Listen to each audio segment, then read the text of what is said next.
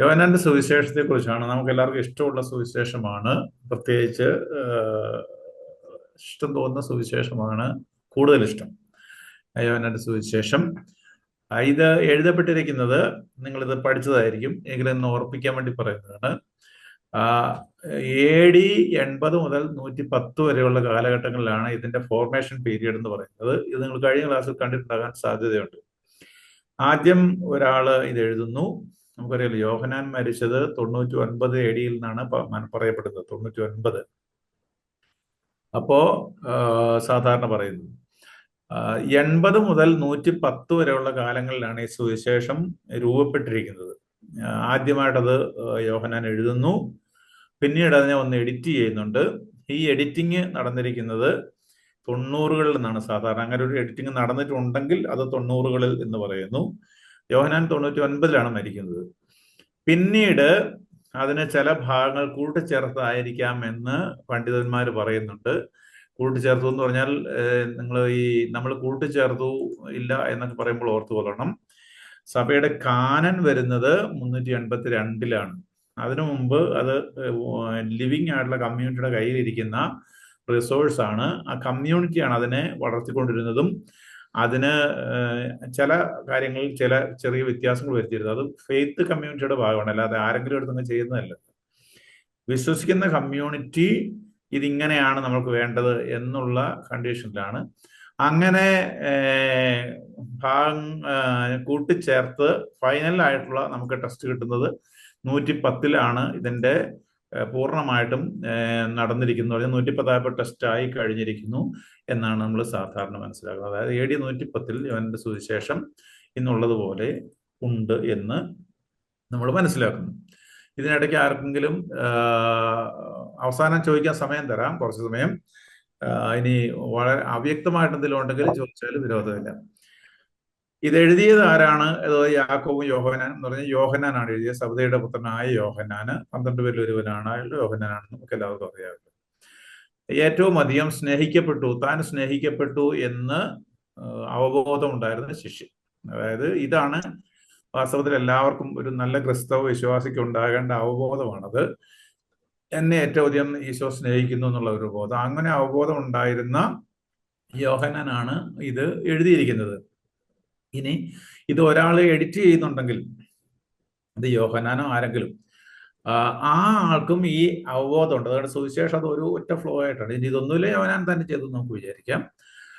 അതുകൊണ്ട് ചില ആളുകൾ യോഹന്നാൻ സ്കൂളിനെ കുറിച്ച് പറയാറുണ്ട്. ഇതൊക്കെ നിങ്ങൾ പഠിച്ചതായിരിക്കും ഞാൻ വിചാരിക്കുകയാണ്. അതായത് യോഹന്നാന്റെ പാരമ്പര്യത്തിൽ വരുന്ന ഒരേ ചിന്തയുള്ള ഒരു school of Yohannan right disciples എന്ന് പറഞ്ഞുകൊണ്ട് ഒരു ഭാഗം ഉണ്ടെന്ന് ചില ആളുകൾ പറയാറുണ്ട്. ഇതെവിടെയാണ് എഴുതപ്പെട്ടതെന്ന് ചോദിച്ചാൽ, പരമ്പരാഗതമായിട്ട് നമ്മൾ എഫേസൂസിൽ നിന്നാണ് പറയുക. എഫേസൂസിൽ നിങ്ങൾക്ക് അറിയാമായിരിക്കും. യോഹന്നാൻ മാതാവിനെയുമായി, മാതാവ് താമസിച്ചിരുന്ന വീടൊക്കെ ഇവിടെ ഉണ്ടെന്ന് അറിയാമല്ലോ, അവിടെയാണ് യോഹന്നാൻ താമസിച്ചിരുന്നത്. പിന്നീട് മാതാവ് മരിക്കാറായപ്പോഴത്തേക്കും ജെറൂസലേമിലേക്ക് വന്നു, അവിടെ മരിച്ചു എന്നാണ് നമ്മൾ മനസ്സിലാക്കുന്നത്. കാരണം മാതാവിന്റെ കബറിടമൊക്കെ ഉള്ള ജെറൂസലേമിലാണ്. അതേ സമയത്ത് മാതാവിന്റെ വീട് എഫേസൂസിലാണെന്നുള്ളത് നമുക്ക് അവിടെ ഒരു വീട് കാണാൻ കിട്ടും.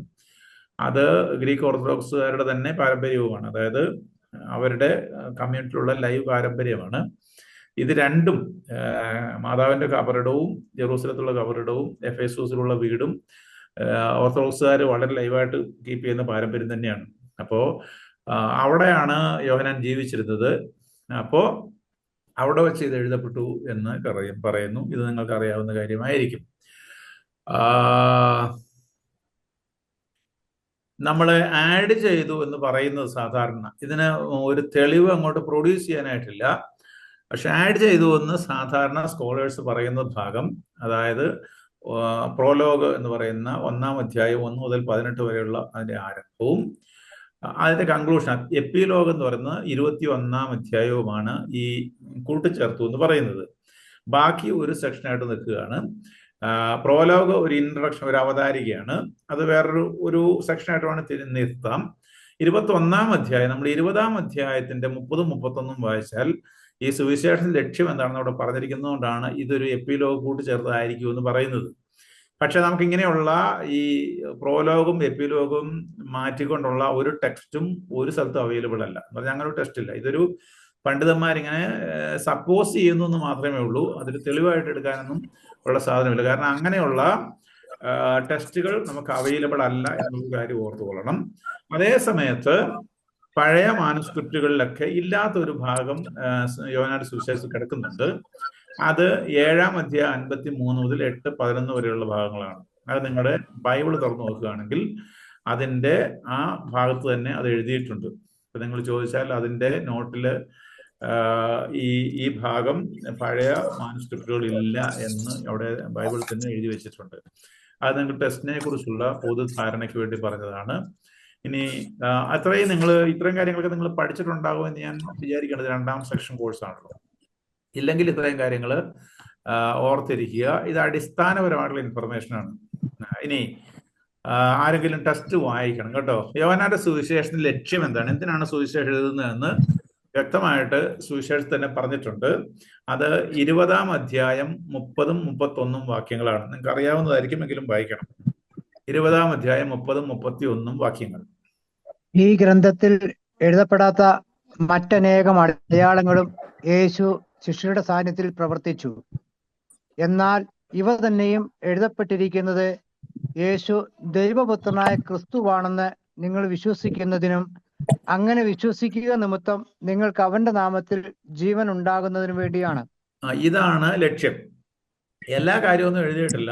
ഈ എഴുതപ്പെട്ടിരിക്കുന്നത് തന്നെ നിങ്ങൾ യേശു ക്രിസ്തു ദൈവപുത്രനാണെന്ന് വിശ്വസിക്കുന്നതിനും അങ്ങനെ വിശ്വസിക്കുന്ന എന്തിനാണ്, ജീവൻ ഉണ്ടാകുന്നതിന് വേണ്ടിയിട്ടാണ്. അത്രയുമാണ് ഇതിന്റെ മൊത്തം അതിന്റെ ലക്ഷ്യം എന്ന് പറയുന്നത്. ഈ സെന്റൻസുകൾ നിങ്ങൾ കാണാതെ പഠിക്കേണ്ടതാണ്. അത് ആ ടെസ്റ്റും പഠിക്കണം, അതിന്റെ റെഫറൻസും പഠിക്കണം. കാര്യം നിങ്ങൾ പഠിച്ച ഒരാളോട് വന്ന് ചോദിക്കുകയാണ് എന്താണ് യോഹന്നാന്റെ സുവിശേഷത്തിന്റെ ലക്ഷ്യം, ഗോൾ എന്ന് ചോദിച്ചാൽ ഇത് പറയാൻ കിട്ടണം. ഇത് എഴുതപ്പെട്ടിരിക്കുന്ന എന്നതിന് വേണ്ടിയിട്ടാണെന്ന് യോഹന്നാനോട് പറഞ്ഞത്. ഇനി അത് മറ്റൊരു സ്ഥലത്ത് ഇത് തന്നെ കുറച്ച് പറഞ്ഞിട്ടുണ്ട്. നിങ്ങൾക്ക് അറിയാവുന്നതാണ് ഞാൻ കരുതുന്നു. 10-ാം അധ്യായം 10-ാം വാക്യം.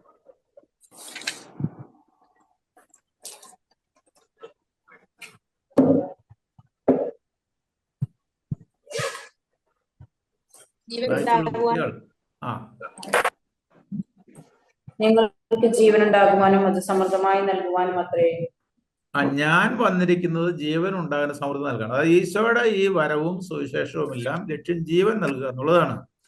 അതാണ് നിങ്ങൾക്ക് ഓർക്കാനായിട്ട് ലാസറിന്റെ ഉയർപ്പിനൊക്കെ അതിനകത്ത് കൊടുത്തിരിക്കുന്നത്. പിന്നെ സാധാരണഗതിയിൽ നമ്മൾ കേൾക്കാറുള്ള മിനി ബൈബിൾ എന്ന് പറയുന്ന, അതായത് സുവിശേഷങ്ങളുടെ സുവിശേഷം, ഏറ്റവും ഒറ്റ വാക്കിൽ സുവിശേഷം എന്ന് പറയുന്നതും യോഹന്നാന്റെ സുവിശേഷത്തിൽ കിടപ്പുണ്ട്.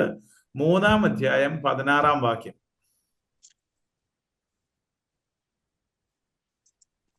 അറിയാവുന്നതാണ്. എന്തെന്നാൽ അവനിൽ വിശ്വസിക്കുന്ന ഏവനും നശിച്ചു പോകാതെ നിത്യജീവൻ പ്രാപിക്കുന്നതിന് വേണ്ടി തന്റെ ഏകജാതനെ നൽകാൻ തക്കവിധം ദൈവ ലോകത്തെ അത്രമാത്രം സ്നേഹിച്ചു. ഇനി അതിന്റെ വാക്യം കൂടെ വായിക്കണേ. 16-19 വരെയുള്ള വാക്യം, 17-19 കൂടെ. ദൈവം തന്റെ പുത്രനെ ലോകത്തിലേക്ക് അയച്ചത് ലോകത്തെ ശിക്ഷയ്ക്ക് വിധിക്കാനല്ല, അവൻ വഴി ലോകം രക്ഷ പ്രാപിക്കാനാണ്. അവനിൽ വിശ്വസിക്കുന്ന ഒരുവനും ശിക്ഷയ്ക്ക് വിധിക്കപ്പെടുന്നില്ല. വിശ്വസിക്കാത്തവനോ ദൈവത്തിന്റെ ഏകജാതന്റെ നാമത്തിൽ വിശ്വസിക്കായിക മൂലം നേരത്തെ തന്നെ ശിക്ഷയ്ക്ക് വിധിക്കപ്പെട്ടിരിക്കുന്നു. ഇതാണ് ശിക്ഷാവിധി. പ്രകാശം ലോകത്തിലേക്ക് വന്നിട്ടും മനുഷ്യർ പ്രകാശത്തേക്കാൾ അധികമായി അന്ധകാരത്തെ സ്നേഹിച്ചു, കാരണം അവരുടെ പ്രവൃത്തികൾ തിന്മ നിറഞ്ഞതായിരുന്നു. പ്രകാശം ലോകത്തിലേക്ക് വന്നിട്ടും മനുഷ്യർ പ്രകാശത്തെക്കാൾ അധികമായി അന്ധകാരത്തെ സ്നേഹിച്ചു, കാരണം അവരുടെ പ്രവൃത്തികൾ തിന്മ നിറഞ്ഞതായിരുന്നു. ഇന്ന് നമ്മൾ പല കാര്യങ്ങളും ഈ വിധത്തിൽ കാണുന്നുണ്ട്. ഈശോ വന്നതിന് ശേഷം പ്രവാചകന്മാർ ആരെങ്കിലും വന്നിട്ടുണ്ടെങ്കിൽ അത് വ്യാജനാണ്. ആര് വന്നാലും വ്യാജനാണ്.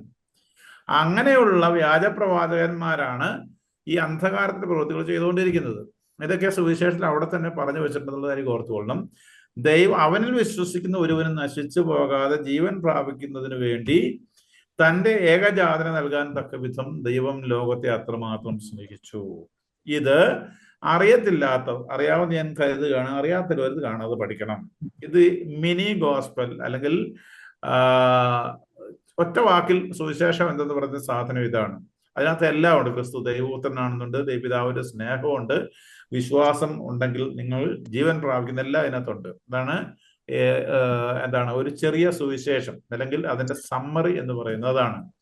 ഇനി യോഹന്നാൻ സുവിശേഷം എഴുതി പോകുമ്പോൾ ഒരു ലക്ഷ്യം കൂടി ഉണ്ട്. അത് 5-ാം അധ്യായം 19 മുതൽ 29 വരെ വായിക്കുക. യേശു പറഞ്ഞു, സത്യം സത്യമായി ഞാൻ നിങ്ങളോട് പറയുന്നു, പിതാവ് ചെയ്തത് കാണുന്നതല്ലാതെ പുത്രന് സ്വന്തം ഇഷ്ടമനുസരിച്ച് ഒന്നും പ്രവർത്തിക്കുവാൻ സാധിക്കുകയില്ല. എന്നാൽ പിതാവ് ചെയ്യുന്നതെല്ലാം അപ്രകാരം തന്നെ പുത്രനും ചെയ്യുന്നു. എന്തെന്നാൽ പിതാവ് പുത്രനെ സ്നേഹിക്കുകയും താൻ ചെയ്യുന്നതെല്ലാം അവനെ കാണിക്കുകയും ചെയ്യുന്നു. നിങ്ങൾ വിസ്മയിക്കുന്ന വിധം ഇവയേക്കാൾ വലിയ പ്രവൃത്തികളും അവിടുന്ന് അവനെ കാണിക്കും. പിതാവ് മരിച്ചവരെ എഴുന്നേൽപ്പിച്ച് അവർക്ക് ജീവൻ നൽകുന്നത് പോലെ തന്നെ പുത്രനും താൻ ഇച്ഛിക്കുന്നവർക്ക് ജീവൻ നൽകുന്നു. പിതാവ് ആരെയും വിധിക്കുന്നില്ല, വിധി മുഴുവനും അവിടുന്ന് പുത്രനെ ഏൽപ്പിച്ചിരിക്കുന്നു. പിതാവിനെ ആദരിക്കുന്നത് പോലെ തന്നെ എല്ലാവരും പുത്രനെയും ആദരിക്കേണ്ടതിനാണ് ഇത്. പുത്രനെ ആദരിക്കാത്തവരാരും അവനെ അയച്ച പിതാവിനെയും ആദരിക്കുന്നില്ല. സത്യം സത്യമായി ഞാൻ നിങ്ങളോട് പറയുന്നു, എൻ്റെ വചനം കേൾക്കുകയും എന്നെ അയച്ചവനെ വിശ്വസിക്കുകയും ചെയ്യുന്നവന് നിത്യജീവനുണ്ട്. അവന് ശിക്ഷാവിധി ഉണ്ടാകുന്നില്ല. പ്രത്യുത അവൻ മരണത്തിൽ നിന്ന് ജീവനിലേക്ക് കടന്നിരിക്കുന്നു. സത്യം സത്യമായി ഞാൻ നിങ്ങളോട് പറയുന്നു, മരിച്ചവർ ദൈവപുത്രന്റെ സ്വരം ശ്രവിക്കുന്ന സമയം വരുന്നു, അല്ല വന്നു കഴിഞ്ഞു. ആ സ്വരം ശ്രവിക്കുന്നവർ ജീവിക്കും. എന്തെന്നാൽ പിതാവ് തന്നിൽ തന്നെ ജീവൻ ഉള്ളതുപോലെ പുത്രനും തന്നിൽ തന്നെ ജീവൻ ഉണ്ടാകാൻ അവിടുന്ന് വരം നൽകിയിരിക്കുന്നു. മനുഷ്യപുത്രനായതുകൊണ്ട് വിധിക്കാനുള്ള അധികാരവും അവന് നൽകിയിരിക്കുന്നു. ഇതിൽ നിങ്ങൾ വിസ്മയിക്കേണ്ട. എന്തെന്നാൽ കല്ലറകളിലുള്ളവരെല്ലാം അവന്റെ സ്വരം ശ്രവിക്കുന്ന സമയം വരുന്നു. അപ്പോൾ നന്മ ചെയ്തവർ ജീവന്റെ ഉയർപ്പിനായും തിന്മ ചെയ്തവർ ശിക്ഷാവിധിയുടെ ഉയർപ്പിനായും പുറത്തു വരും. ഓക്കെ, ഇവിടെ വിധിയാളൻ എന്ന് പറയുന്നത് ക്രിസ്തുവാണ് കേട്ടോ. ഇതിനകത്ത് ഒരു കൺഫ്യൂഷൻ ക്ലിയർ ചെയ്യാൻ വേണ്ടി പറഞ്ഞതാണത്. ക്രിസ്ത്യാനികൾക്ക് വിധിയാളൻ ക്രിസ്തുവാണ്. അതുകൊണ്ട് തന്നെ ഈ മുസ്ലിങ്ങൾ വിശ്വസിക്കുന്ന അള്ളാഹു, അതിനെക്കുറിച്ചൊന്നും പറയുന്നില്ല, അതും ക്രിസ്തു ഒന്നെന്ന് പറഞ്ഞാൽ സാധ്യമല്ല. അല്ലെങ്കിൽ അവർ ക്രിസ്തുവിനെ വിധിയാളനായിട്ട് അംഗീകരിക്കണം. അന്ത്യവിധിയാളനായ ഏകദൈവത്തിൽ വിശ്വസിക്കുന്നു എന്നൊക്കെ പറയുന്നുണ്ട്. പക്ഷെ അത് ശരിയല്ല. കാരണം ക്രിസ്ത്യാനിക്ക് വിധിയാളൻ ക്രിസ്തുവാണ്. ക്രിസ്തുവിനെ ആദരിക്കാത്ത ആരും പിതാവിനെ ആദരിക്കുന്നില്ല എന്നാണ് സുവിശേഷം. അതുകൊണ്ട് യോഹന്നാൻ ഇങ്ങനെയൊക്കെ പറഞ്ഞു വെച്ചിട്ടുണ്ട് എന്നുള്ള കാര്യം എല്ലാവരും ഓർത്തുകൊള്ളണം. ഇപ്പോൾ ഞാൻ പറഞ്ഞ ടെസ്റ്റുകളൊക്കെ നിങ്ങൾ കാണാതെ പഠിക്കണം. അതായത് യോഹന്നാന്റെ സുവിശേഷം 20-ാം അധ്യായം 30-31 ലക്ഷ്യം, ഗോൾ എന്ന് പറയുന്നത്. അത് തന്നെ മറ്റുള്ള വിധത്തിൽ പറയുന്നതാണ് 10-ാം അധ്യായം 10-ാം വാക്യം, പിന്നെ 3-ാം അധ്യായം 16-ാം വാക്യം, പിന്നെ അത് 16 to 19 വരെ, 16 പ്രത്യേകിച്ച് ഒന്ന് പറഞ്ഞെന്ന് മാത്രമേ ഉള്ളൂ. 5-ാം അധ്യായം 19 മുതൽ 29 വരെയുള്ള വാക്യങ്ങൾ. ഇത്രയും വാക്യങ്ങൾ നിങ്ങൾ ഇന്ന് തന്നെ കാണാതെ പഠിക്കണം എന്ന് ഞാൻ അഭ്യർത്ഥിക്കുകയാണ്. മറ്റൊന്നും കൊണ്ടല്ല, സുവിശേഷത്തിന്റെ കാതലായിട്ടുള്ള കാര്യങ്ങൾ പഠിച്ചില്ലെങ്കിൽ പിന്നെ ഇതുകൊണ്ട് എന്താണ് പ്രത്യേകിച്ച് പ്രയോജനം. പിന്നെ ചിലത് നിങ്ങൾ പഠിച്ചിട്ടുണ്ടോ? ഈ സുവിശേഷത്തിന്റെ ഘടനയെ കുറിച്ച് നിങ്ങൾ കഴിഞ്ഞ കോഴ്സ് ചെയ്തപ്പോൾ നിങ്ങളുടെ മനസ്സിൽ അത് കിട്ടിയിട്ടുണ്ടാകും എന്ന് ഞാൻ വിചാരിക്കുകയാണ്. അതിൽ നിങ്ങൾ പഠിക്കേണ്ടത് യോഹന്നാന്റെ സുവിശേഷം 2 ഭാഗങ്ങളാണ് എഴുതിയുള്ളത്. 2 പ്രധാന ഭാഗങ്ങൾ. ഒന്ന് the book of the science, അടയാളങ്ങളുടെ ഗ്രന്ഥം എന്ന് പറയുന്നതും, രണ്ടാമത്തത് ബുക്ക് ഓഫ് ഗ്ലോറി എന്ന് പറയുന്നതുമാണ്. മഹത്വത്തിന്റെ ഗ്രന്ഥമാണ്. നിങ്ങൾ എന്ത് പേരിലാണ് അത് നിങ്ങൾ എഴുതി വെച്ചാൽ അത് പഠിച്ചാൽ അതിന് കുഴപ്പമൊന്നുമില്ല. മഹത്വത്തിന്റെ ഗ്രന്ഥം എന്ന് പറയുന്നത് 12-ാം അധ്യായം വരെ ഉള്ളതാണ്. അടയാളങ്ങളുടെ ഗ്രന്ഥം എന്ന് പറയുന്നത് 12-ാം അധ്യായം വരെ ഉള്ളതാണ്. മറ്റത് 13 മുതൽ 20-ാം അധ്യായം വരെ ഉള്ളതും. ഇനി ഇതിനു മുമ്പ് 1-ാം അധ്യായം 1 മുതൽ 18 വരെയുള്ള വാക്യങ്ങളാണ്. അതിന്റെ പ്രോലോഗ് എന്ന് പറയുന്നത് അതിനൊരു അവതാരിക പോലെ കിടക്കുന്ന ഭാഗമാണ്. 21-ാം അധ്യായം അതുപോലെ തന്നെ ഇതിന്റെ ഒരു കൺക്ലൂഷനായിട്ട് എപ്പിലോഗ് എന്ന് പറഞ്ഞ് കിടക്കുന്ന ഒരു ഭാഗമായിട്ട് നമ്മൾ സാധാരണ വായിക്കുന്നത്. അപ്പോൾ സുവിശേഷത്തിന് പ്രധാനമായിട്ടും 2 ഭാഗങ്ങളാണ്. ഒന്നാമത്തത് അടയാളങ്ങളുടെ പുസ്തകമാണ്, ബുക്ക് ഓഫ് സയൻസ്. രണ്ടാമത് ബുക്ക് ഓഫ് ഗ്ലോറിയാണ്, മഹത്വത്തിന്റെ പുസ്തകമാണ്. ഇനി ഇതിന്റെ ആരംഭത്തിൽ ഒരു ഇൻട്രഡക്ഷൻ, ഒരു പ്രോലോഗും അവസാനം ഒരു എപ്പിലോഗും ഉണ്ട്. അതുകൂടെ ചേരുമ്പോൾ ഈ ഗ്രന്ഥം മുഴുവനായി. ഇത് മുഴുവനും കൂടിയാണ് കിട്ടിയിരിക്കുന്നത്. ഞാൻ പറഞ്ഞ ഒരു 7-ാം അധ്യായം 53 മുതൽ ഉള്ള വാക്യങ്ങൾ ഒഴികെ ബാക്കിയെല്ലാം അതുപോലെ തന്നെയാണ് മാനുസ്ക്രിപ്റ്റുകളെല്ലാം ഉള്ളത്. അതുകൊണ്ട് വളരെ സെക്യൂർ ആയിട്ടുള്ള ടെസ്റ്റ് ആണെന്ന് ഓർക്കുക. ഘടന മനസ്സിലൊന്ന് പഠിച്ചു വെക്കണം. കാരണം സുവിശേഷത്തെ കുറിച്ച് നമ്മളൊരു കാര്യം പറയുമ്പോൾ യോഹന്നാന്റെ സുവിശേഷം ആദ്യം ഒരു പ്രോലോഗ് നമുക്കൊക്കെ അറിയാവുന്നതാണ്. 1-ാം അധ്യായം 1 മുതൽ 18 വരെ ആദിയിൽ വചനം ഉണ്ടായിരുന്നു, വചനം ദൈവത്തോടു കൂടിയായിരുന്നു, ദൈവമായിരുന്നു വചനം എന്ന് പറഞ്ഞു കൊണ്ടുവന്ന ഇൻട്രഡക്ഷൻ, അതാണ് പ്രോലോഗ്. പിന്നീട് അവസാനം 21-ാം അധ്യായത്തിൽ നമ്മൾ ചിലപ്പോൾ കൂട്ടിച്ചേർത്താന്നൊക്കെ പറയുന്ന ഭാഗമാണ്. അതെന്തുകൊണ്ടാണെന്ന് ഞാൻ പറയാം. അതിനിടയ്ക്കുള്ള 2 ഭാഗമാണ് അടയാളങ്ങളുടെ പുസ്തകവും മഹത്വത്തിന്റെ ബുക്ക് ഓഫ് ഗ്ലോറി, മഹത്വത്തിന്റെ പുസ്തകവും. ഇങ്ങനെ 2 ഭാഗമായിട്ട് ഇങ്ങനെ തിരിക്കാവുന്നതാണ്. യോഹന്നാന്റെ സുവിശേഷത്തിന്റെ സിമ്പിൾ എന്ന് പറയുന്നത്, യോഹന്നാന്റെ സിമ്പിളായിട്ട് ഉപയോഗിക്കുന്നത് എന്താണ്, കഴുകനാണ്. ഇത് നിങ്ങൾക്ക് അറിയാമല്ലോ. അതിന്റെ കാരണം ഒരു ഉന്നതമായ ദൈവശാസ്ത്രം സംസാരിക്കുന്നു എന്നുള്ള അർത്ഥത്തിലാണ് എന്നും നിങ്ങൾക്കറിയാം. ഞാൻ കരുതുന്നു ഇതൊക്കെ അടിസ്ഥാനപരമായ ബേസിക് ആയിട്ടുള്ള ഇൻഫർമേഷനാണ്. കാരണം അത് ഉന്നതമായിട്ടുള്ള ഒരു ക്രിസ്തുശാസ്ത്രം സംസാരിക്കുന്നു. കാരണം ആദിയിൽ വചനം ഉണ്ടായിരുന്നു, വചനം ദൈവത്തോടു കൂടിയായിരുന്നു, ദൈവമായിരുന്നു വചനം എന്ന് പറയുന്ന ഉന്നതമായിട്ടുള്ള ഒരു ക്രിസ്തുശാസ്ത്രം സംസാരിക്കുന്നതുകൊണ്ടാണ് ഒന്ന്. 2, ആത്മീയ ആഴങ്ങൾ ഉള്ള കാര്യങ്ങൾ സംസാരിക്കുന്നുണ്ട്. ഉദാഹരണം പറയുകയാണെങ്കിൽ ദൈവമക്കളാകാനായിട്ട് നമുക്ക് അവകാശം കിട്ടി എന്ന് പറയുന്ന 1-ാം അധ്യായം 12-13 വാക്യങ്ങള്. പിന്നെ രക്ഷ എന്ന് പറയുന്നത് പുതിയ ജീവൻ നേടുക എന്നുള്ളതാണ് എന്നുള്ള ആശയം. നിത്യജീവൻ എന്ന് പറയുന്നത് ദൈവവുമായിട്ടുള്ള ബന്ധമാണ് എന്നുള്ള ആശയങ്ങൾ, അതിൽ നിന്ന് പറഞ്ഞാൽ ആഴമായ ആത്മീയ ചിന്തകൾ തരുന്ന സുവിശേഷമാണ്. അത് 17-ാം അധ്യായം 3-ാം വാക്യത്തിലൊക്കെ അത് പറഞ്ഞിട്ടുണ്ട്. അത് വേണമെന്ന് വായിക്കാം. 1-ാം അധ്യായം 12-ഉം 13-ഉം വായിക്കുക ഒരാള്, വേറൊരാള് 17-ാം അധ്യായം 3-ാം വാക്യം വായിക്കുക.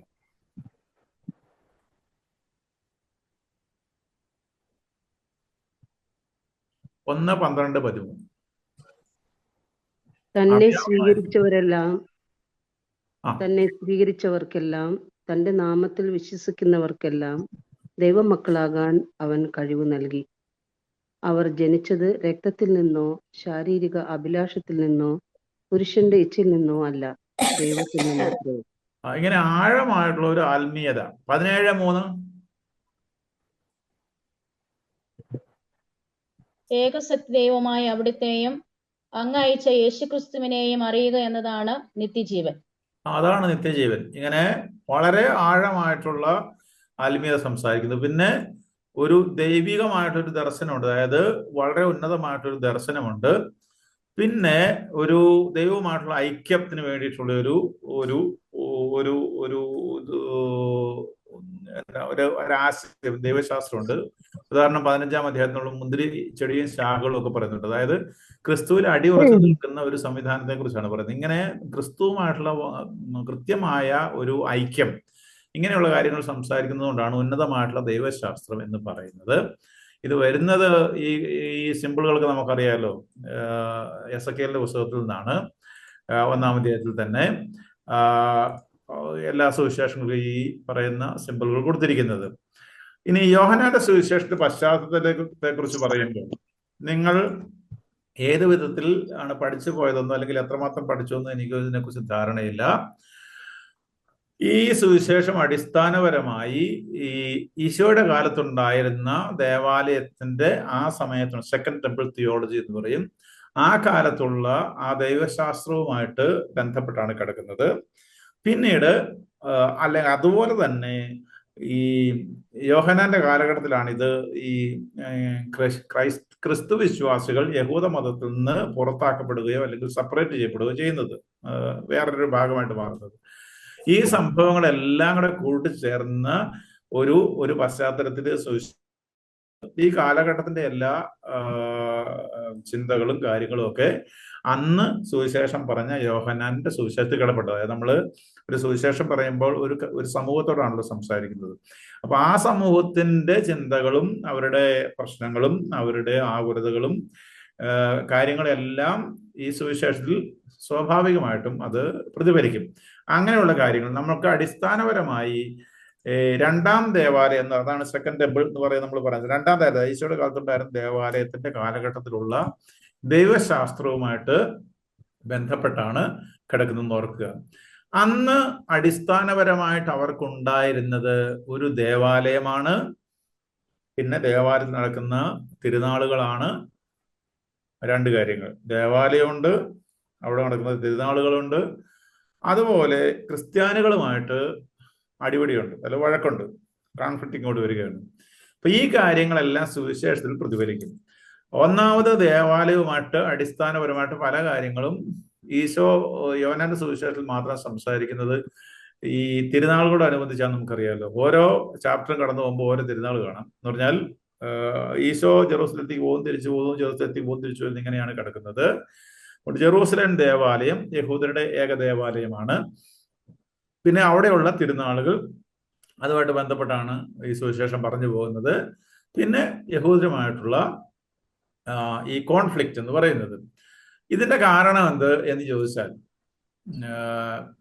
AD 70 ജെറൂസലേം ദേവാലയം നശിപ്പിക്കപ്പെട്ടു കഴിയുമ്പോഴത്തേക്കും യഹൂദർക്ക് ആകെ ലോകത്തുണ്ടായിരുന്ന ഒരു ദേവാലയമാണ്. ആ ഒരു സ്ഥലത്ത് മാത്രമല്ല ദൈവസാന്നിധ്യം സാധ്യമാവുകയുള്ളൂ. അങ്ങനെയുള്ള ദേവാലയം നശിപ്പിച്ചു കഴിഞ്ഞപ്പോൾ ഇവർക്കൊരു ഐഡന്റിറ്റി ഉണ്ടാക്കാനുള്ള ഒരു പരിശ്രമമാണ് അവർ പിന്നീട് നടത്തുന്നത്. അങ്ങനെ ഐഡന്റിറ്റി ഉണ്ടാക്കാൻ പരിശ്രമിക്കുമ്പോൾ സാവധാനം അത് റബ്ബിമാരുടെ ഒരു നേതൃത്വത്തിലേക്ക് അങ്ങ് പോയി. റബ്ബിമാരുടെ അവര് രൂപപ്പെടുത്തുന്ന ഒരു ഐഡന്റിറ്റി ഫോർമേഷനിലേക്ക് പോയി. ഈ അവസരത്തില് ഈ ക്രിസ്ത്യാനികളെ അവരവരുടെ ഐഡന്റിറ്റി ഉണ്ടാക്കി മുമ്പോട്ട് പോകുമ്പോൾ ക്രിസ്ത്യാനികളെ അവർ പുറത്താക്കുകയും ചെയ്യുന്നു. ഈ കാര്യങ്ങളാണ് ഈ സുവിശേഷത്തിൽ പ്രതിഫലിക്കുന്നത്. പുറത്താക്കിയെന്ന് പറയുമ്പോൾ നിങ്ങൾ ഓർത്തിരിക്കാനായിട്ട് 2 ടെസ്റ്റുകൾ മനസ്സിൽ വയ്ക്കുക. 9-ാം അധ്യായം 22-ാം വാക്യം വായിക്കുക. ഒരാള് 9:22, ഒരാള് 16:2. 9:22 അന്തന്റെ ആ കേസാണ്. 16:2 ഒരിടത്ത് വായിക്കും.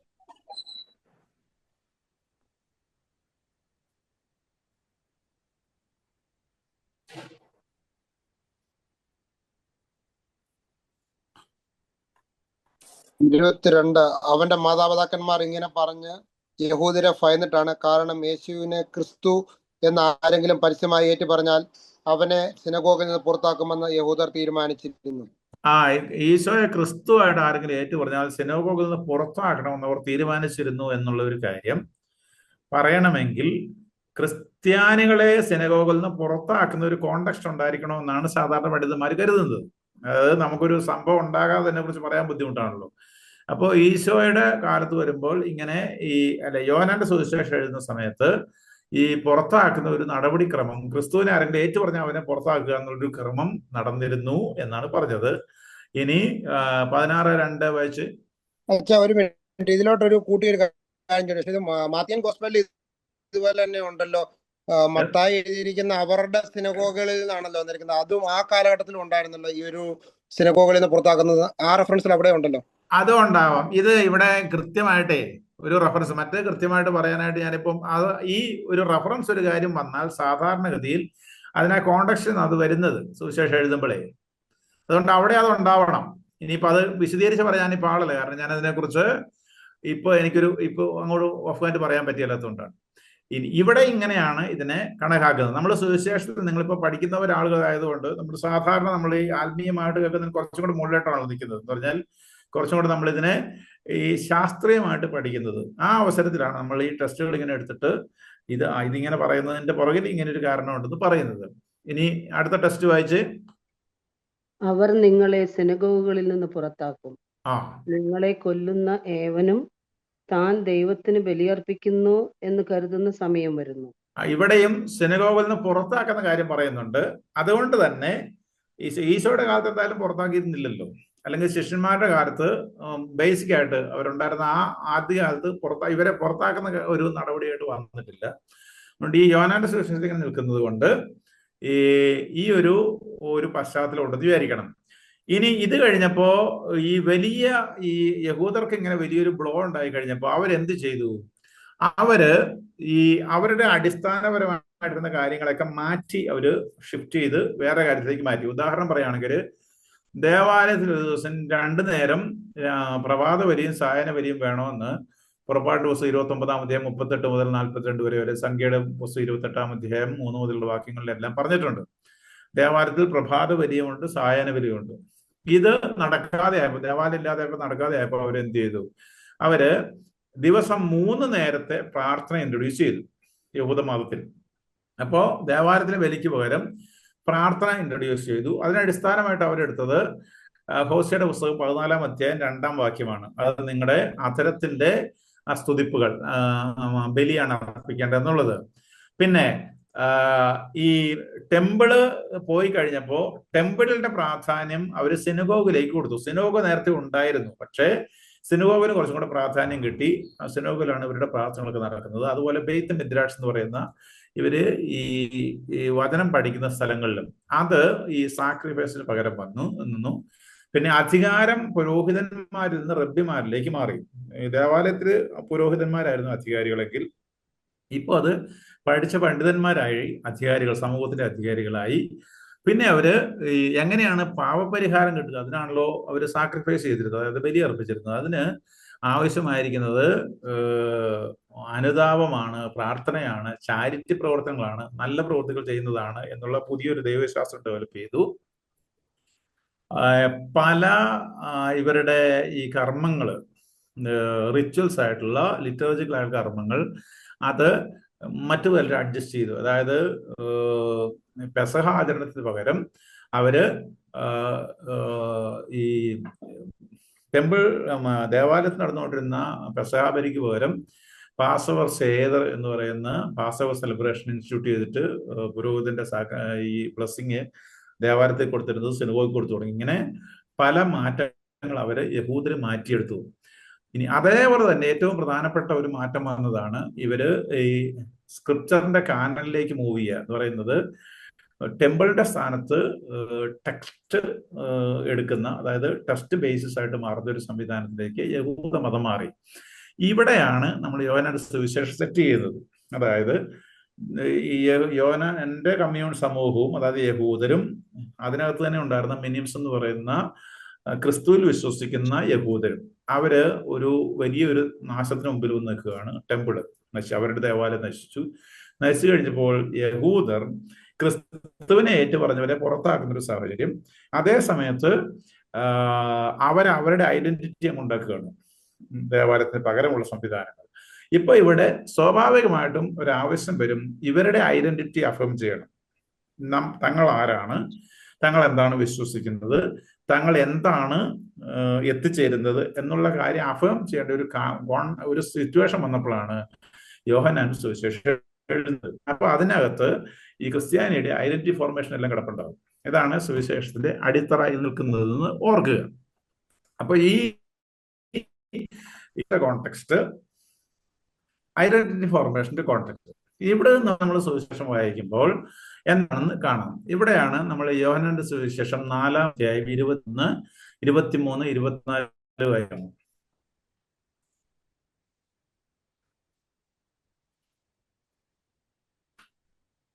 4-ാം അധ്യായം 21-ാം വാക്യം, 23, 24, 22, 23, 24 വായിച്ചോളൂ. നിങ്ങൾ സ്ത്രീയെ എന്നെ വിശ്വസിക്കുക, ഈ മലയിലോ ജെറുസലേമിലോ നിങ്ങൾ പിതാവിനെ ആരാധിക്കാത്ത സമയം വരുന്നു. നിങ്ങൾ അറിയാത്തതിനെ ആരാധിക്കുന്നു, ഞങ്ങൾ അറിയുന്നതിനെ ആരാധിക്കുന്നു. എന്തെന്നാൽ രക്ഷ യഹൂദരിൽ നിന്നാണ്. എന്നാൽ യഥാർത്ഥ ആരാധകർ ആത്മാവിലും സത്യത്തിലും പിതാവിനെ ആരാധിക്കുന്ന സമയം വരുന്നു. അല്ല, അത് ഇപ്പോൾ തന്നെയാണ്. യഥാർത്ഥത്തിൽ അങ്ങനെയുള്ള ആരാധകരെ തന്നെയാണ് പിതാവ് അന്വേഷിക്കുന്നതും. ഇവിടെ സുവിശേഷത്തിൽ നമുക്ക് ടെമ്പിൾ ആവശ്യമില്ല. യഥാർത്ഥ ആരാധന ഇവിടെയും ജെറൂസലത്തും ഒന്നുമല്ല നടക്കേണ്ടത്. യഥാർത്ഥ ആരാധന ആത്മാവിലും സത്യത്തിലും പിതാവിനെ ആരാധിക്കുകയാണ് വേണ്ടത് എന്നുള്ള പോയിന്റിലേക്ക് കിടക്കുകയാണ് കേട്ടോ. ടെമ്പിളിനെ ആവശ്യമില്ല എന്നുള്ള കണ്ടീഷനിൽ യഹൂദര് അവരുടെ ഐഡന്റിറ്റി ഫോം ചെയ്യുന്നു, നമ്മൾ നമ്മുടെ ഐഡന്റിറ്റി ഫോം ചെയ്യുന്നു. ഇനി അതുകൊണ്ടാണ് തുടക്കം മുതൽ ഈ ക്രിസ്തുവിനെ ആരാണ് എന്ന് ആഹ്വാനം ചെയ്യാനായിട്ടുള്ള ഒരു ആരാണെന്ന് പഠിപ്പിക്കുക എന്നുള്ള ആശയമാണ് സുവിശേഷത്തിൽ കിടക്കുന്നത്. തുടക്കം തന്നെ ആദിയിൽ വചനമുണ്ടായിരുന്നു, നമുക്കറിയാമല്ലോ. ആദിയിൽ വചനമുണ്ടായിരുന്നു, വചനം ദൈവത്തോടു കൂടിയായിരുന്നു, ദൈവമായിരുന്നു വചനം എന്നുള്ള വലിയൊരു സ്റ്റേറ്റ്മെന്റോടുകൂടിയാണ് ആരംഭിക്കുന്നത് 1-ാം അധ്യായത്തിൽ. ഇതിനുശേഷം ഈശോയെ യോഹന്നാൻ പുതിയ ദേവാലയമായിട്ട് പ്രതിഷ്ഠിക്കും. 2-ാം അധ്യായം 19 മുതൽ 21 വരെ വായിക്കുക.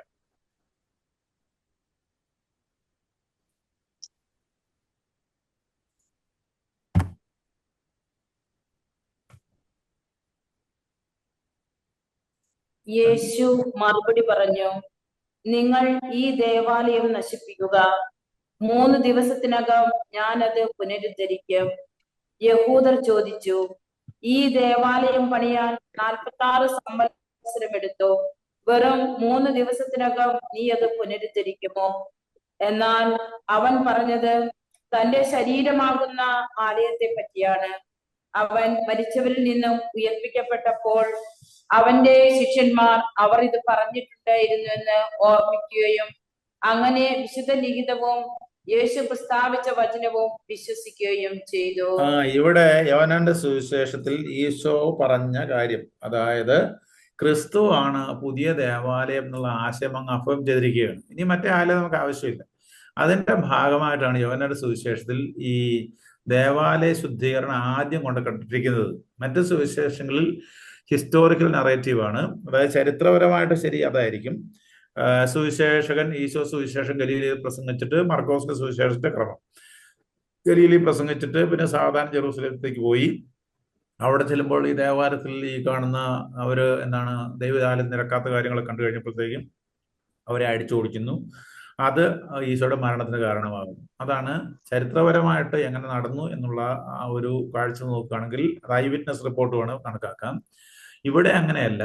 ഇവിടെ ഈ സുവിശേഷം ആരംഭിക്കുമ്പം തന്നെ ഈശോ പോയിട്ട് ദേവാലയം ക്ലീൻ ചെയ്യണം. അതായത് എന്റെ ഭവനം പ്രാർത്ഥനയിൽ നിന്ന് വിളിക്കപ്പെടുമെന്ന് പറയുന്നത് ഈശോ പറയുന്നത് തന്റെ ശരീരത്തെ കുറിച്ചാണ്. ഈശോയുടെ ശരീരമാണ്, ഈശോയാണ് ദേവാലയം. വേറെ ആലയം ആവശ്യമില്ല. ഇനി ഈ ബലികളൊന്നും ഇവിടെ ആവശ്യമില്ല എന്ന് പറഞ്ഞതിന്റെ അർത്ഥം എന്ന് പറഞ്ഞാല് പഴയ നിയമത്തിൽ ലേവ്യരുടെ പുസ്തകത്തിൽ ദൈവം കൽപ്പിച്ചിരുന്ന ഈ മൃഗങ്ങളെയൊക്കെ ബലിയർപ്പിക്കുന്ന ദൈവം കൽപ്പിച്ചിരുന്നതാണ്. അത് പ്രായോഗികമായിട്ട് കറയില്ലാത്ത നിയമപരമായിട്ട് മൃഗങ്ങളെ കൊണ്ടുവരാൻ വേണ്ടിയിട്ടാണ് ഈ ദേവാലയത്തിൽ അവർ കൊണ്ട് മൃഗങ്ങളെ വെച്ചിരുന്നത് സൗകര്യാർത്ഥം. അതിനെല്ലാം അടിച്ചു ഓടിക്കുക എന്ന് പറഞ്ഞാൽ അതിനെ ആവശ്യമില്ല എന്നുള്ള അർത്ഥത്തിലാണ് പുതിയ ടെമ്പിൾ വന്നു കഴിഞ്ഞു. ഇനി ദൈവത്തിന്റെ സാന്നിധ്യം ദേവാലയത്തിലുണ്ടെങ്കിൽ ദൈവ സാന്നിധ്യം ഇതാ നിങ്ങളുടെ കൂടെ എന്നാണ് യോഹന്നാന്റെ സുവിശേഷം 1-ാം അധ്യായം 14-ാം വാക്യം പറയുന്നത്. വായിക്കാമോ? അറിയാവുന്നതാണ്.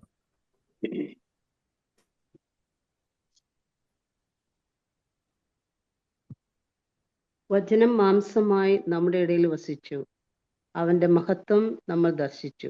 വചനം മാംസമായി നമ്മുടെ ഇടയിൽ വസിച്ചു എന്ന് പറയുന്നത് അതിന്റെ ഗ്രീക്ക് എസ്കനോസൻ ആണ്. എന്ന് പറഞ്ഞാൽ നമ്മുടെ ഇടയിൽ കൂടാരം അടിച്ചു എന്നാണ്. പുറപ്പാട്ട് പുസ്തകത്തിലുള്ളത് പോലെ തന്നെ. അപ്പൊ വചനം മാംസമായി നമ്മുടെ ഇടയിൽ അവന്ന് കൂടാരം അടിച്ചിരിക്കുന്നത് അത് തന്നെയാണ് ദേവാലയം എന്ന് പറയുന്നത്. ഇനി അത് തന്നെയാണ് സാക്രിഫൈസും. അത് നമ്മൾ 19-ാം അധ്യായം 34-ാം വാക്യം വായിക്കുമ്പോൾ ഈശോ തന്നെയാണ് സാക്രിഫൈസിന്റെ, അതായത് ബലിയുടെ മൃഗം എന്ന് പറയുന്നത്. അതുകൊണ്ട് ഈശോയുടെ പാർശ്വത്തിൽ കുത്തുമ്പോൾ രക്തവും വെള്ളം ഒഴുകും നമുക്ക് കാണാം. അതായത് ഈശോ തന്നെയാണ് ബ്ലഡ് ചിന്തുന്ന മൃഗം. ഇങ്ങനെ ദേവാലയം ഇവിടെ നമ്മൾ സബ്സ്റ്റിറ്റ്യൂട്ട് ചെയ്യുകയാണ്. അതായത് ക്രിസ്ത്യൻ ഐഡന്റിറ്റി ഫോർമേഷൻ ആണ് നമ്മൾ കാണുന്നത്. യഹൂദന്മാർ അങ്ങേ ഭാഗത്ത് അവരുടെ ഐഡന്റിറ്റി ഉണ്ടാക്കി കഴിഞ്ഞപ്പോൾ ഇവിടുത്തെ ഐഡന്റിറ്റി അങ്ങോട്ട് മൂവ് ചെയ്യുന്നത് നമ്മൾ കാണുന്നു. ഇതിന്റെ ഭാഗമായിട്ടാണ് നിങ്ങൾ മിക്കവാറും ഇത് പഠിച്ചിട്ടുണ്ടാവണം. ഈ ലൈനിലാണോ എന്ന് എനിക്ക് അറിഞ്ഞുകൂടാ. ആരാണ് ഈശോ എന്ന ചോദ്യത്തിന് ഉത്തരം പറയുകയാണ് ഈ സുവിശേഷത്തിന്റെ പ്രധാനപ്പെട്ട പരിപാടി. ആരാണ് ഈശോ എന്നുള്ള ചോദ്യത്തിന് ഉത്തരം പറയുക. ആരാണ് ഈശോ എന്നുള്ള ചോദ്യത്തിന് നിങ്ങൾക്ക് 7 14 പ്രാവശ്യം ഏഗോ എയ്മി, അതായത് ഐ ആം സേയിങ്സ് കിടപ്പുണ്ട്. ഞാനാകുന്നു. ഇത് പുറപ്പാടിന്റെ പുസ്തകം 3-ാം അധ്യായം 14-ാം വാക്യത്തിൽ പറഞ്ഞതാണ്. പുറപ്പാട് 3:14 വായിച്ചേ. ഇത് അറിയത്തില്ലാത്ത ഓർക്കാൻ വേണ്ടി വായിക്കാൻ പറയുന്നു കേട്ടോ.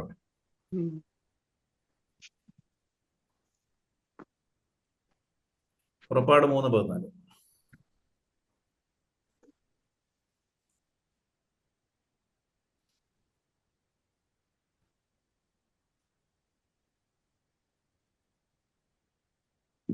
ദൈവം ദൈവം മോശയോട് അരുളി ചെയ്തു, മോശയോട് അരുൾ ഞാൻ ചെയ്തു, ഞാൻ തന്നെ. ഇസ്രായേൽ മക്കളോട് നീ പറയുക, ഞാനാകുന്നവൻ എന്നെ നിങ്ങളുടെ അടുത്തേക്ക് അയച്ചിരിക്കുന്നു.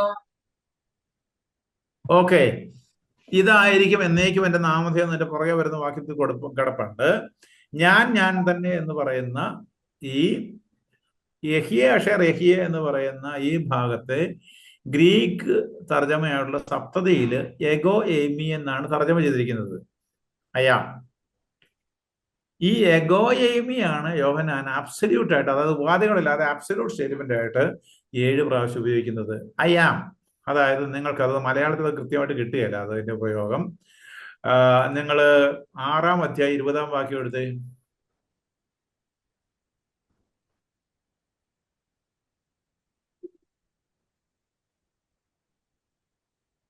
6:20.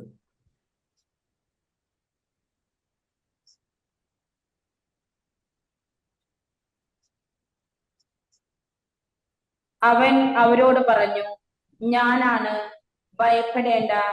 ഈ ഞാനാണെന്ന് പറയുമ്പോൾ നമ്മൾ വളരെ ആയിട്ട് മലയാളത്തിൽ ഇങ്ങനെ വളരെ സോഫ്റ്റ് ആയിട്ടൊക്കെ പോകും. അങ്ങനെയല്ല, ഞാനാണ് എന്നുള്ളത് യോഹന്നാൻ പ്രദർശിക്കുന്നത് എഗോ ഏമിയാണ് എന്ന് പറഞ്ഞാൽ ആ പുറപ്പാട്ട് 3:14 പറഞ്ഞ അതേ സാധനം അവിടെ കൊണ്ട് പ്രതിഷ്ഠിച്ചിരിക്കുകയാണ്. ഇനി 8:24 വായിച്ചേ.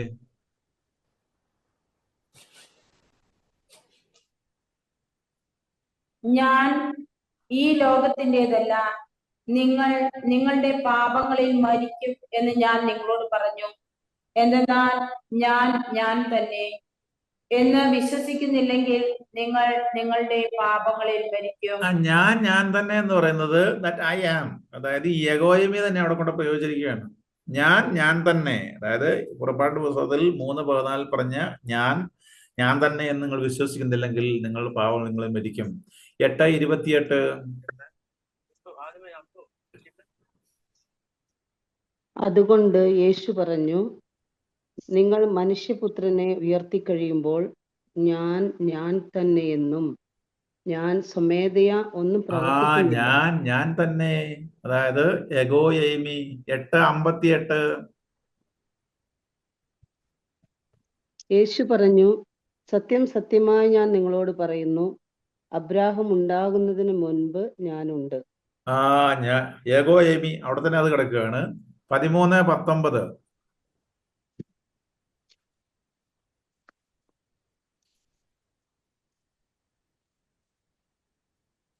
അത് സംഭവിക്കുമ്പോൾ ഞാൻ തന്നെ എന്ന് നിങ്ങൾ വിശ്വസിക്കേണ്ടതിനാണ്. സംഭവിക്കുന്നതിന് മുമ്പ് തന്നെ ഞാൻ നിങ്ങളോട് പറയുന്നു. ഞാൻ തന്നെ എന്ന് നിങ്ങൾ വിശ്വസിക്കണം. ഞാൻ ഈ പുറപ്പാടിൽ വെളിപ്പെട്ട ദൈവം തന്നെ നിങ്ങൾ വിശ്വസിക്കണം. 18:5-6.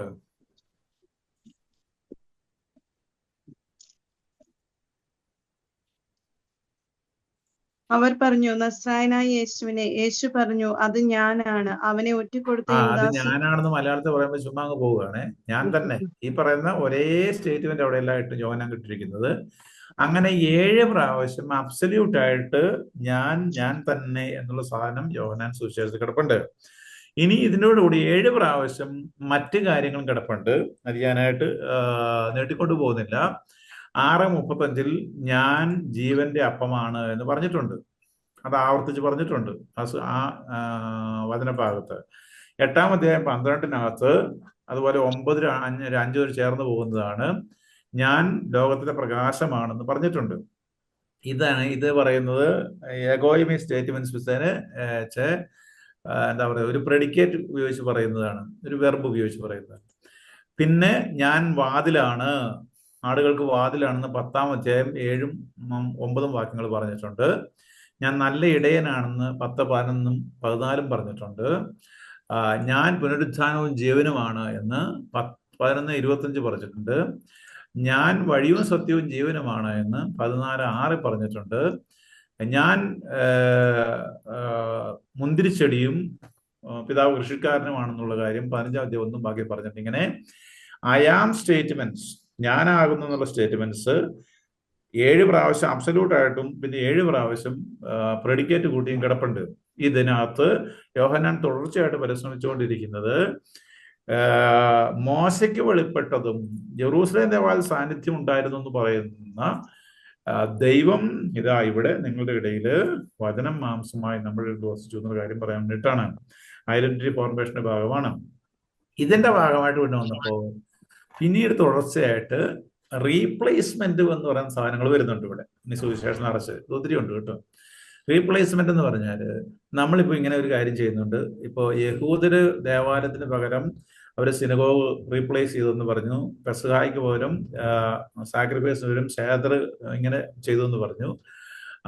അന്ന് പറഞ്ഞതുപോലെ തന്നെ ഇവർ ചെയ്തുകൊണ്ടിരുന്ന, ഇന്ന് വരെ ഒരു യഹൂദരാണല്ലോ, യഹൂദർ ചെയ്തുകൊണ്ടിരുന്ന കാര്യങ്ങളെയെല്ലാം റീപ്ലേസ് ചെയ്തുകൊണ്ട് എങ്ങനെയാണ് അതൊക്കെ ക്രിസ്തുവിൽ പൂർത്തീകരിച്ചുകൊണ്ട് പുതിയ സാധനമായിട്ട് മാറിയത് എന്നുള്ള കാര്യം സുവിശേഷത്തിൽ ഇങ്ങനെ പറഞ്ഞങ്ങോട്ട് പോവുകയാണ്.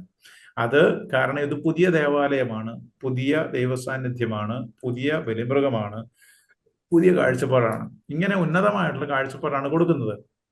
അത് നമ്മൾ പോയാൽ നേരത്തെ പറഞ്ഞതനുസരിച്ച് തന്നെ ഈ അടയാളങ്ങളുടെ പുസ്തകം എടുക്കുകയാണെങ്കിൽ 2 മുതൽ 4 വരെ വാക്യങ്ങൾ വായിച്ചാൽ ഈശോ വെള്ളം വീഞ്ഞാക്കുന്നുണ്ട്, ദേവാലയം ശുദ്ധീകരിക്കുന്നുണ്ട്, നിക്കോദുമായി സംസാരമുണ്ട്, സമറിയക്കാരുമായിട്ടുള്ള ചർച്ചയുണ്ട്, ഈ സെഞ്ചോറിന്റെ മകനെ സുഖപ്പെടുന്ന കാര്യങ്ങളെല്ലാം ഉണ്ട്. അത് നിങ്ങൾ സമയം കിട്ടുന്ന പോലെ വായിക്കുക. പിന്നെ 5 മുതൽ 10 വരെ നമ്മൾ കാണുന്നത് അധികം ഈ റീപ്ലേസ്മെന്റ് ആണ് കൂടുതലായിട്ടും. എല്ലായിടത്തും റീപ്ലേസ്മെന്റ് ഉണ്ട്. നമ്മൾ 5-ാം അധ്യായം 1 മുതൽ 17 വരെയുള്ള വാക്യങ്ങൾ വായിച്ചാൽ ഈ സാപത്തിനെ റീപ്ലേസ് കളയുന്നത് കാണാം. അതായത് 5:17 എന്ന് വായിക്കാമോ?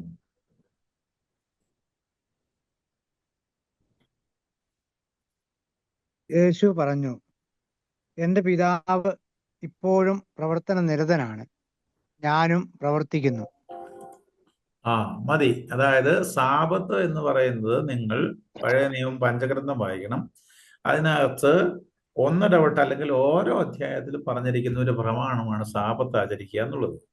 ഈ സാപത്താണ് ഉൽപ്പത്തി പുസ്തകത്തിലെ 1-ാം അധ്യായത്തിൽ കിടക്കുന്ന പ്രമാണവും സാപത്ത് ആചരണമാണ്. സാപത്തിന് ആചരിക്കണം എന്ന് പറയാൻ വേണ്ടിയിട്ടാണ് 1-ാം അധ്യായത്തിലും 2, 5 വരെയുള്ള ഭാഗത്ത് കിടക്കുന്നത്. മനുഷ്യൻ ദൈവഛായയാണ്, അതുകൊണ്ട് 7-ാം ദിവസം ദൈവം വിശ്രമിച്ചു. ദൈവഛായയും വിശ്രമിക്കണമല്ലോ ഓട്ടോമാറ്റിക്കായിട്ട്. കാരണം ഒരാൾ അവിടെ നിൽക്കുകയും ചായ പോവുകയും ചെയ്യുക, അല്ലെങ്കിൽ ആള് പോവുകയും ചായ നിൽക്കുകയും ചെയ്താലും ബുദ്ധിമുട്ടാണ്. പറഞ്ഞാൽ നോർമലല്ല. അപ്പൊ ദൈവഛായുള്ള മനുഷ്യനും വിശ്രമിക്കണം എന്നുള്ള കാര്യം പഠിപ്പിക്കാനാണ് ഉൽപ്പത്തിയുടെ 1-ാം അധ്യായത്തിൽ ഈ സാപത്തിനെ കുറിച്ച് പറയാൻ വേണ്ടിയിട്ടാണ് ദൈവം വിശ്രമിച്ചു എന്ന് പറഞ്ഞിരിക്കുന്നത്. അത് വളരെ അബ്സല്യൂട്ട് ആയിട്ടുള്ള സ്റ്റേറ്റ്മെന്റുകളായിരുന്നു. നിങ്ങൾക്ക് അതിനെക്കുറിച്ച് പഠിച്ചാൽ നിങ്ങൾക്ക് മനസ്സിലാവും. സാപത്ത് ആചരിക്കാത്തവരെ കൊന്നുകളയണം തന്നെ നിയമം. എങ്ങനെ ഉണ്ടായിരുന്ന ഏറ്റവും പ്രധാനപ്പെട്ട സാപത്തിനെ ഈശോ ഡിസ്കാർഡ് ചെയ്യുന്നത് കാണാം. അതായത് അതിനെ ഈശോ റീപ്ലേസ് ചെയ്യുകയാണ്. അങ്ങനെ റീപ്ലേസ് ചെയ്യുമ്പോൾ എന്താ സംഭവിക്കുന്നത്? ഈ സാപത്തിൽ ഈശോ വർക്ക് ചെയ്യുന്നത് കാണാം. അതിനുശേഷം അതിന് പകരമായിട്ട് റീപ്ലേസ് ചെയ്തുകൊണ്ട് ഞായറാഴ്ച വെക്കുന്നത് കാണാം സുവിശേഷത്തിൽ. നിങ്ങൾ 20-ാം അധ്യായം 1-ാം വാക്യം വായിച്ചേ.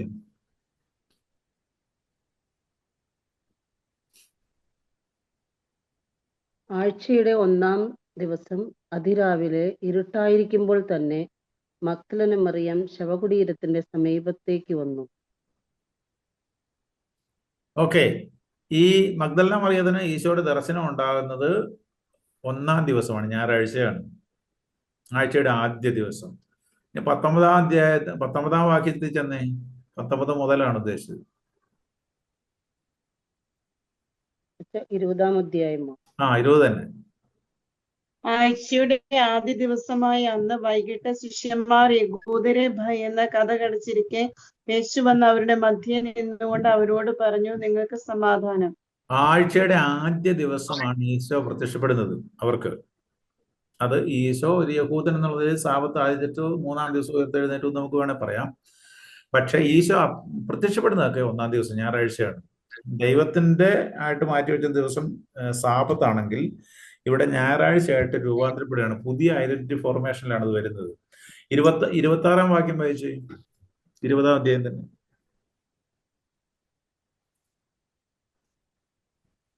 8 ദിവസങ്ങൾക്ക് ശേഷം വീണ്ടും അവന്റെ ശിഷ്യന്മാർ വീട്ടിലായിരുന്നപ്പോൾ തോമസും അവരോട് കൂടെ ഉണ്ടായിരുന്നു. ഓക്കെ, നിങ്ങൾക്കത് അറിയാവുന്നതാണല്ലോ. അതായത് ഓരോ ഞായറാഴ്ചയാണ് ഈ ഈശോയുടെ അപ്പിയറൻസ് നടക്കുന്നത്. നമ്മൾ ഓർത്തുകൊള്ളണം, ഈശോ ദൈവമാണ്, ഈശോ ദൈവപുത്രനാണ്.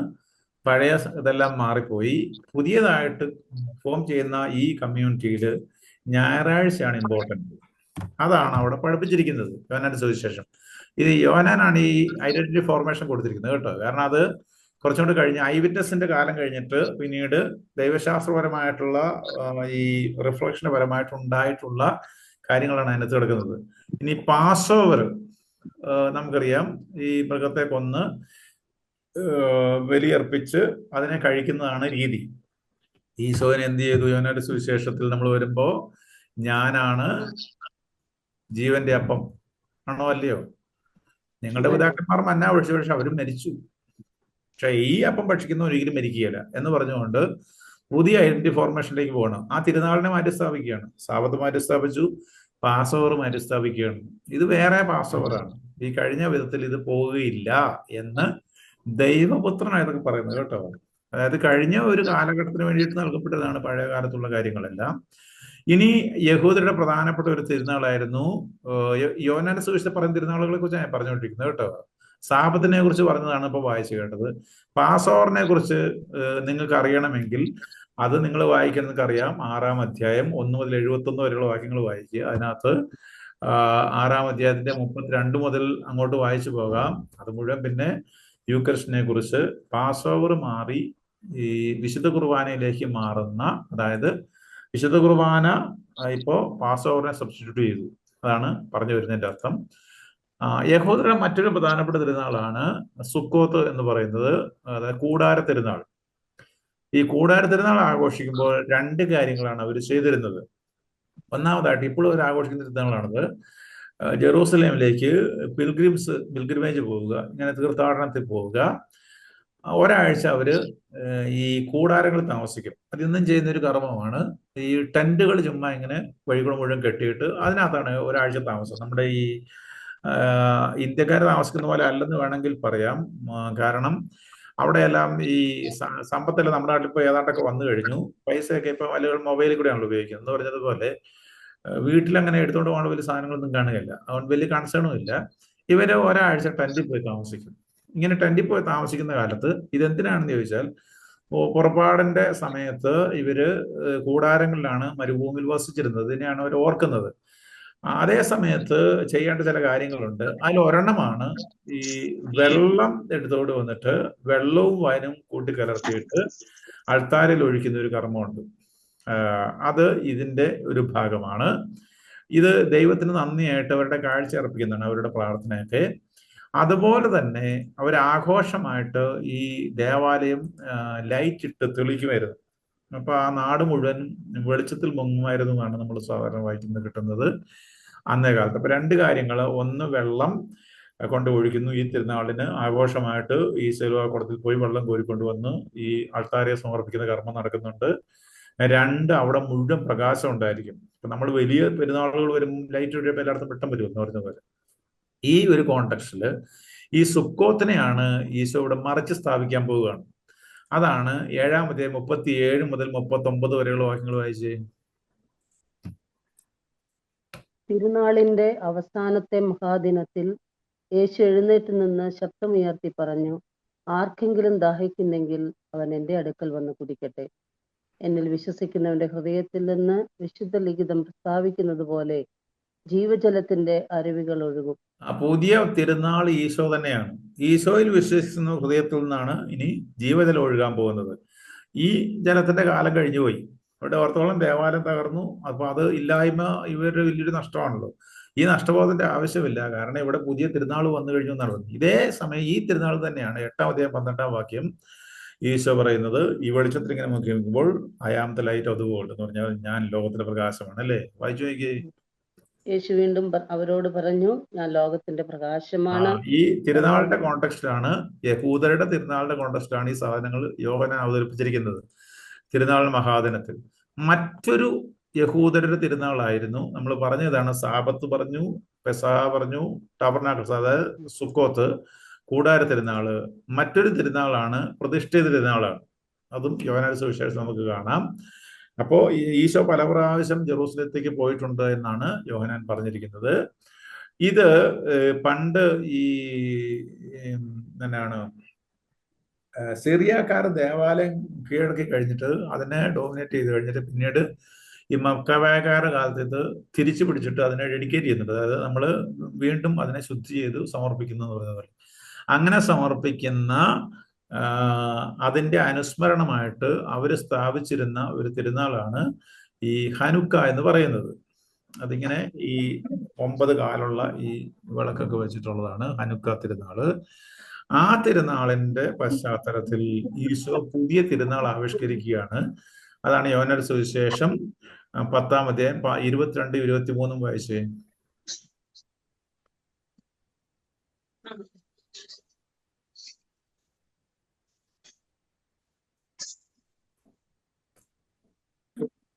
ജെറുസലേമിൽ പ്രതിഷ്ഠയുടെ തിരുനാളായിരുന്നു. അത് ശീതകാലമായിരുന്നു.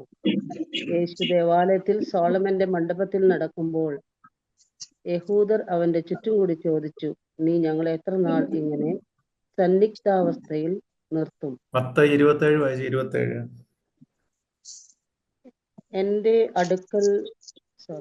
എന്റെ ആടുകൾ എന്റെ സ്വരം ശ്രവിക്കുന്നു, എനിക്ക് അവയെ അറിയാം, അവ എന്നെ അനുഗമിക്കുന്നു, ഞാൻ അവർക്ക് നിത്യജീവൻ നൽകുന്നു. പ്രതിഷ്ഠ എന്ന് പറഞ്ഞാൽ ദൈവത്തിന് പുനഃപ്രതിഷ്ഠിക്കുന്ന സമയമാണ് ഈ പ്രതിഷ്ഠ തിരുനാൾ. ദേവാലയം ശത്രുക്കളിൽ നിന്ന് പിടിച്ചെടുത്തിട്ട് ദൈവത്തിന് പുനഃപ്രതിഷ്ഠിക്കുകയാണ് എന്ന് പറഞ്ഞതുപോലെ ഇനി പുനഃപ്രതിഷ്ഠിക്കേണ്ടത് ഈശോയ്ക്കാണ് എന്ന് ഈശോയുടെ സ്ഥാപിച്ചുകൊണ്ട് വരികയാണ്. എന്നിട്ട് 10-ാം അധ്യായം 36-ാം വാക്യം വായിച്ച്. അങ്ങനെയെങ്കിൽ പിതാവ് വിശുദ്ധീകരിച്ച് ലോകത്തിലേക്ക് അയച്ച എന്നെ ഞാൻ ദൈവപുത്രനാണെന്ന് പറഞ്ഞതുകൊണ്ട് നീ ദൈവദൂഷണം പറയുന്നു എന്ന് നിങ്ങൾ കുറ്റപ്പെടുത്തുന്നു. പിതാവ് വിശുദ്ധീകരിച്ച് ലോകത്തിലേക്ക് അയച്ചിരിക്കുന്ന ദേവാലയം എന്ന് പറയുന്നത് ഞാനാണ് എന്ന് ഈശോ സ്ഥാപിച്ചു. അങ്ങനെ പറഞ്ഞു പോയത് കൊണ്ട് യഹൂദരുടെ തിരുനാളുകളെല്ലാം റീപ്ലേസ് ചെയ്തുകൊണ്ട് പോവുകയാണ് സുവിശേഷം തുടർച്ചയായിട്ട്. അങ്ങനെ നമുക്ക് ഇവിടെ ഒരു ഐഡന്റിറ്റി ഫോർമേഷൻ, ആദിമ ക്രൈസ്തവ സമൂഹത്തിന്റെ ഐഡന്റിറ്റി ഫോർമേഷൻ ആണ് കാണുന്നത്.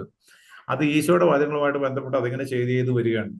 അപ്പോ നമുക്കിപ്പോ ഒരാളൊരു പ്രസംഗം പറഞ്ഞാൽ നമ്മൾ പറയാൻ ഉദ്ദേശിക്കുന്ന കാര്യങ്ങൾക്ക് ആവശ്യമുള്ള കാര്യങ്ങളാണ് അതിനെ ചൂസ് ചെയ്യുക സാധാരണഗതിയിൽ. അങ്ങനെ ഈ സുവിശേഷം ഇങ്ങനെ ചൂസ് ചെയ്ത് വരുന്നു എന്ന് പറഞ്ഞതിന്റെ അർത്ഥം. ഇനി കൂടുതൽ നിങ്ങൾക്ക് കാണണമെങ്കിൽ, റീപ്ലേസ്മെന്റ് കാണണമെങ്കിൽ, കാനായില് പഴയ ഈ ശുദ്ധീകരണത്തിന്റെ ഭരണിക്കകത്ത് വെള്ളം ഉണ്ടായിരുന്നു എന്നൊക്കെ പറഞ്ഞിട്ട് നിറച്ചെന്ന് പറഞ്ഞിട്ട് പിന്നെ അത് വിശുദ്ധ കുർബാനയിലേക്ക് മാറുകയാണ്. അവർക്ക് ഈ വീഞ്ഞ് ആക്കി കൊടുത്തുകൊണ്ട് അവിടെ സ്ത്രീയെ ഇതാ നിന്റെ മകൻ എന്ന് പറയുമ്പോൾ പഴയ നിയമത്തിൽ സ്ത്രീ എന്ന് പറയുന്നത് ഹവ്വായാണ്. അവിടെ മാതാവിനെ പ്രതിഷ്ഠിക്കുന്നതാണ് നമ്മൾ കാണുന്നത്. സ്ത്രീയെ എന്ന് മാതാവ് വിളിക്കുന്നതിന്റെ അർത്ഥം ഹവ്വാ സ്ത്രീ എന്ന് വിളിക്കും. അവിടെ തിരിച്ചു പോവുകയാണ്. ഈശോ ദേവാലയമാക്കുന്നവരെ നമ്മൾ ഓൾറെഡി പറഞ്ഞതാണ്. ഇനി ഈ ദൈവജനത്തിന്റെ ഭാഗമാകണമെങ്കിൽ അത് പരമ്പരാഗതമായിരുന്നു യഹൂദരെ സംബന്ധിച്ചിടത്തോളം. അത് 1-ാം അധ്യായത്തിലും 3-ാം അധ്യായത്തിലും ഒക്കെ ഉണ്ട്. എന്നാൽ അത് ഈശോയിൽ പുതിയ ജന്മം ഉണ്ടായാൽ മാത്രമേ അത് സംഭവിക്കൂ എന്നാണ് ഈ സുവിശേഷം പറയുന്നത്. 1-ാമത്തിൽ 12 വായിച്ചിട്ടുണ്ട്. 3-ാം അധ്യായം 3-ല് ജലത്താലും ആത്മാവിനാലും വീണ്ടും ജനിക്കുന്ന ഒരു ദൈവരാജ്യത്തിൽ പ്രവേശിക്കുകയില്ല എന്നൊക്കെ പറഞ്ഞു പോകുന്ന ആ അർത്ഥത്തിലാണ്. പിന്നെ നിത്യജീവിതത്തിനുള്ള അടിസ്ഥാനം പാരമ്പര്യമല്ല, ഈശോയിലുള്ള വിശ്വാസമാണ് എന്ന് 3:36 ഒക്കെ പറഞ്ഞിട്ടുണ്ട്. ദൈവജനം എന്ന് പറയുന്നത് പഴയ നിയമത്തിൽ യഹൂദന്മാരാണെങ്കിൽ വിശ്വാസികളാണ്. അത് സമരിയാക്കാരും എല്ലാവരും ഉണ്ട്. അതാണ് 4-ാം അധ്യായം 39 മുതൽ 42 വരെ നമ്മൾ വായിക്കുന്നത്. സാബത്തിന് ഈശോ നമ്മൾ ഓൾറെഡി പറഞ്ഞതാണ്. മന്നയാണ്, അത് കുർബാനയിലേക്ക് മാറുന്നു. പിന്നെ അബ്രാഹവുമായിട്ടുള്ള ബന്ധം എങ്ങനെ? അത് പാരമ്പര്യമല്ല, വിശ്വാസികളാണ് അബ്രാഹത്തിന് മക്കളാകുന്നത് എന്ന് പറയുന്നത്. 8:33 വായിച്ച്.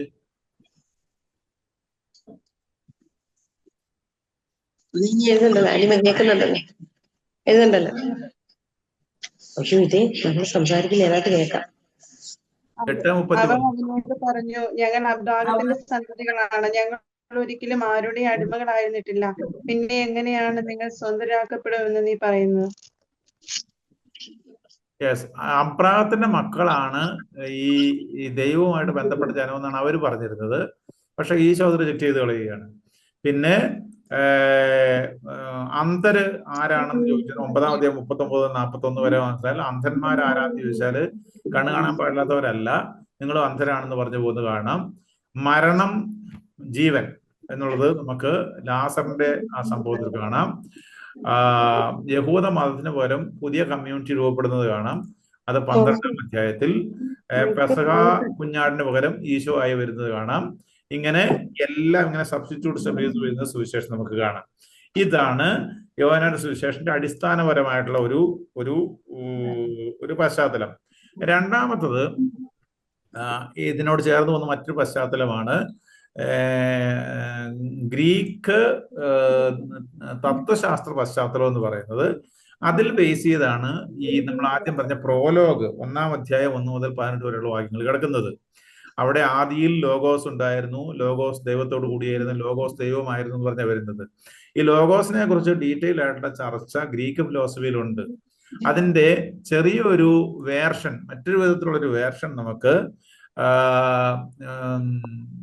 സുഭാഷിതങ്ങൾ 8-ാം അധ്യായം 22 മുതലുള്ള വാക്യങ്ങൾ കിടപ്പുണ്ട്. അല്ലെങ്കിൽ ജ്ഞാനത്തിന്റെ പുസ്തകം 7-ാം അധ്യായം 22 മുതലുള്ള വാക്യങ്ങൾ കിടപ്പുണ്ട്. ഉദാഹരണമായിട്ട് നിങ്ങൾക്ക് സുഭാഷിതങ്ങൾ 8-ാം അധ്യായം വായിക്കുക, 8:22 മുതൽ.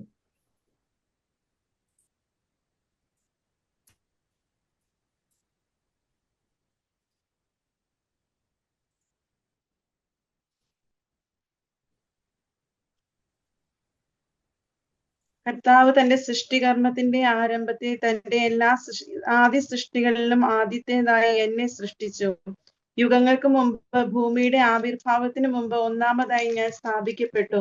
സമുദ്രങ്ങൾക്കും ജലസമൃദ്ധമായ അരുവികൾക്കും മുമ്പ് തന്നെ എനിക്ക് ജന്മം കിട്ടി. പർവ്വതങ്ങൾക്കും കുന്നുകൾക്കും രൂപം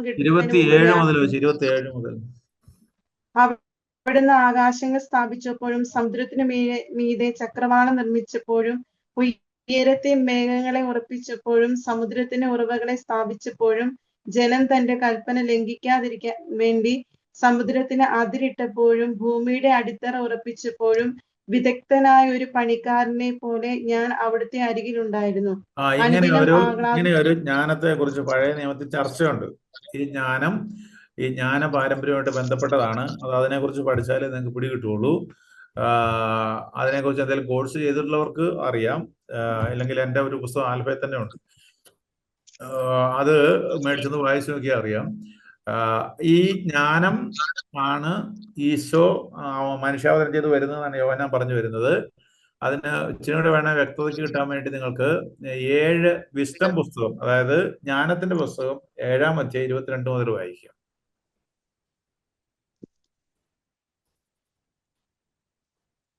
ജ്ഞാനത്തിന്റെ പുസ്തകം 7-ാം അധ്യായം 22 മുതൽ വായിക്കും.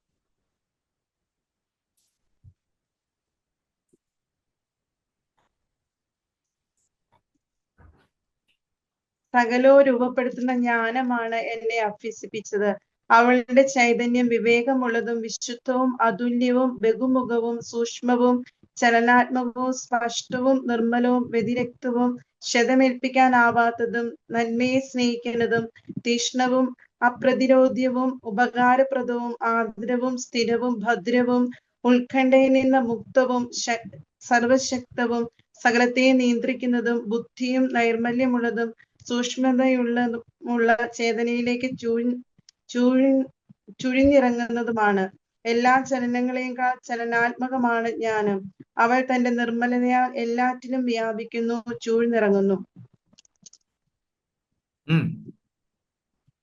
അവൾ ദൈവശക്തിയുടെ ശ്വാസവും സർവശക്തന്റെ മഹത്വത്തിന്റെ ശുദ്ധമായ നിസ്സരണവുമാണ്. മലിനമായ ഒന്നിനും അവളിൽ പ്രവേശനമില്ല. നിത്യ തേജസ്സിന്റെ പ്രതിഫലനമാണവൾ. ദൈവത്തിന്റെ പ്രവർത്തനങ്ങളുടെ നിർമ്മല ദർപ്പണം. നിത്യ തേജസ്സിന്റെ പ്രതിഫലനമാണവൾ. ഒറ്റ വാക്കിൽ പറഞ്ഞാൽ ദൈവത്തിന്റെ മഹത്വം ഭൂമിയിലേക്ക് കവിഞ്ഞൊഴുകുന്നതാണ് ജ്ഞാനം എന്നാണ് അവിടെ പറഞ്ഞിരിക്കുന്നത്. ഈ ജ്ഞാനം മാംസം ധരിച്ച് നമ്മുടെ ഇടയിൽ വസിച്ചു എന്ന് യോഹന്നാൻ പറഞ്ഞു വരുന്നത്. ഇങ്ങനെ ഒരു ബാക്ക്ഗ്രൗണ്ട് അവിടെ കിടപ്പുണ്ട്. നിങ്ങൾ ജ്ഞാനത്തിന്റെ പുസ്തകത്തെ കുറിച്ച് എന്തെങ്കിലും കോഴ്സ് എടുക്കുന്ന നിങ്ങൾക്ക് കൂടുതൽ മനസ്സിലായിരിക്കും. ഇപ്പോൾ അത് ഡീറ്റെയിൽ ആയിട്ട് ചർച്ച ചെയ്യാൻ സമയമില്ല. അല്ലെങ്കിൽ ഞാൻ പറഞ്ഞില്ല, പുസ്തകം വായിക്കുക. ഇത് പിന്നെ മൂന്നാമത്തെ ഒരു കോണ്ടെക്സ്റ്റ് എന്താന്ന് പറഞ്ഞാല്, ഈ അപ്പസ്തോലന്മാരൊക്കെ മരിച്ചു. ഏതാണ്ട് യോഹന്നാൻ അവസാനം മരിക്കുന്നതാണല്ലോ. അപ്പസ്തോലന്മാരൊക്കെ മരിച്ചു കഴിഞ്ഞു. ഈ ഐ വിറ്റ്നസ് ആയിട്ടുള്ള സാക്ഷികളായിട്ടുള്ള ആളുകൾ കടന്നു പോവുകയാണ്. മാത്രമല്ല സാക്ഷികളായിട്ടുള്ള ആളുകൾ സുവിശേഷം പറഞ്ഞു കഴിഞ്ഞിരിക്കുന്നു. അതുകൊണ്ടാണ് നമ്മൾ സിനോപ്റ്റിക് ഗോസ്പൽ കിടക്കുന്നത്. സാക്ഷികൾ സുവിശേഷം പറഞ്ഞു കഴിഞ്ഞു. ഇനി സഭയ്ക്ക് ആവശ്യമായിരിക്കുന്നത് കുറച്ചും കൂടി ആഴത്തിലുള്ള റിഫ്ലക്ഷനാണ്. അതായത് നമ്മളൊരു കാര്യം മുമ്പോട്ട് പറഞ്ഞു തന്നെ പറഞ്ഞുകൊണ്ടിരിക്കാൻ പറ്റിയല്ലോ. നമ്മൾ മുമ്പോട്ട് പോയിക്കൊണ്ടിരിക്കണം. അതുകൊണ്ട് നമ്മളൊരു കോഴ്സ് ചെയ്തു, പിന്നെ അതിന് മുകളിലോട്ടൊരു കോഴ്സ് ചെയ്യണം എന്ന് പറഞ്ഞതുപോലെ ഇനി സഭയ്ക്ക് ആവശ്യമായിരിക്കുന്നത് ഈ പോസ്റ്റ് അപ്പസ്റ്റോലിക് പീരീഡ് സിറ്റുവേഷൻ വന്നപ്പോഴത്തേക്കും അവിടെ നമുക്ക് കുറച്ചും കൂടെ ആഴമായിട്ടുള്ള തിയോളജിക്കൽ റിഫ്ലക്ഷൻ ആവശ്യമുണ്ട്. അതിനിപ്പോ ഒരു മറുപടിയായിട്ടാണ് ഈ സുവിശേഷം രൂപപ്പെടുന്നത്. ഈ 70 ഈ നാശത്തിന് ശേഷം ഒരു ആഴമായിട്ടുള്ള ഒരു ദൈവശാസ്ത്രം, മിസ്റ്റിക്കലായിട്ടുള്ള ഒരു ദൈവശാസ്ത്രം, ക്രിസ്തുവിന്റെ ആ സാന്നിധ്യത്തെ കുറിച്ചുള്ള ഒരു അവയർനെസ്, പിന്നെ സഭയിൽ ആരാണ്, പരിശുദ്ധാത്മാവ് പ്രവർത്തിച്ചുകൊണ്ടിരിക്കുന്നു എന്നുള്ള കാഴ്ചപ്പാട്, പിന്നെ ക്രിസ്തുവിൽ നമ്മൾ നിലനിൽക്കണം എന്നുള്ള കാഴ്ചപ്പാട്, ഈ നിത്യജീവിതം എന്ന് പറയുന്നത് ഇപ്പൊ തന്നെ ആരംഭിക്കുന്നതാണ്. അതായത് വിശ്വസിക്കാത്തവൻ ശിക്ഷിക്കപ്പെട്ട് കഴിഞ്ഞു, വിശ്വസിക്കുന്നവൻ ശിക്ഷയില്ല എന്നൊക്കെ പറഞ്ഞു പോകുന്ന കാര്യങ്ങളെല്ലാം സുവിശേഷത്തില് കിടപ്പുണ്ട്. അതാണ് ഈ സുവിശേഷം മറ്റ് സുവിശേഷങ്ങളിൽ വ്യത്യസ്തമായിട്ട് പോകുന്നത്. മറ്റു സുവിശേഷങ്ങളില് ഒരു ഐ വിറ്റ്നസ്, അതായത് ദൃക്സാക്ഷി വിവരണം പോലെ പോകുമ്പോൾ ഇത് കുറച്ചും കൂടി ആഴത്തിലുള്ള ദൈവശാസ്ത്രം കൊണ്ടാണ് നമ്മൾ കഴുകനെയൊക്കെ അവതരിപ്പിച്ചിരിക്കുന്നത്. ഇനി ഇതിന്റെ ഫലമായിട്ട് സഭയിൽ ഒരു ഒരു ഒരു കൂദാശ ബേസ്ഡ് ആയിട്ടുള്ള ഒരു ദൈവശാസ്ത്രം ഡെവലപ്പ് ചെയ്യുന്നത് കാണാം. ഈ കൂദാശകൾക്കെല്ലാം ബേസിസ് നമുക്ക് യോഹന്നാന്റെ സുവിശേഷത്തിലുണ്ട്. അതായത് ജ്ഞാനസ്നാനത്തെ കുറിച്ച് യോഹന്നാന്റെ സുവിശേഷം വളരെ ഷാർപ്പായിട്ട് പറഞ്ഞിട്ടുണ്ട്. 3-ാം അധ്യായം 5-ാം വാക്യം.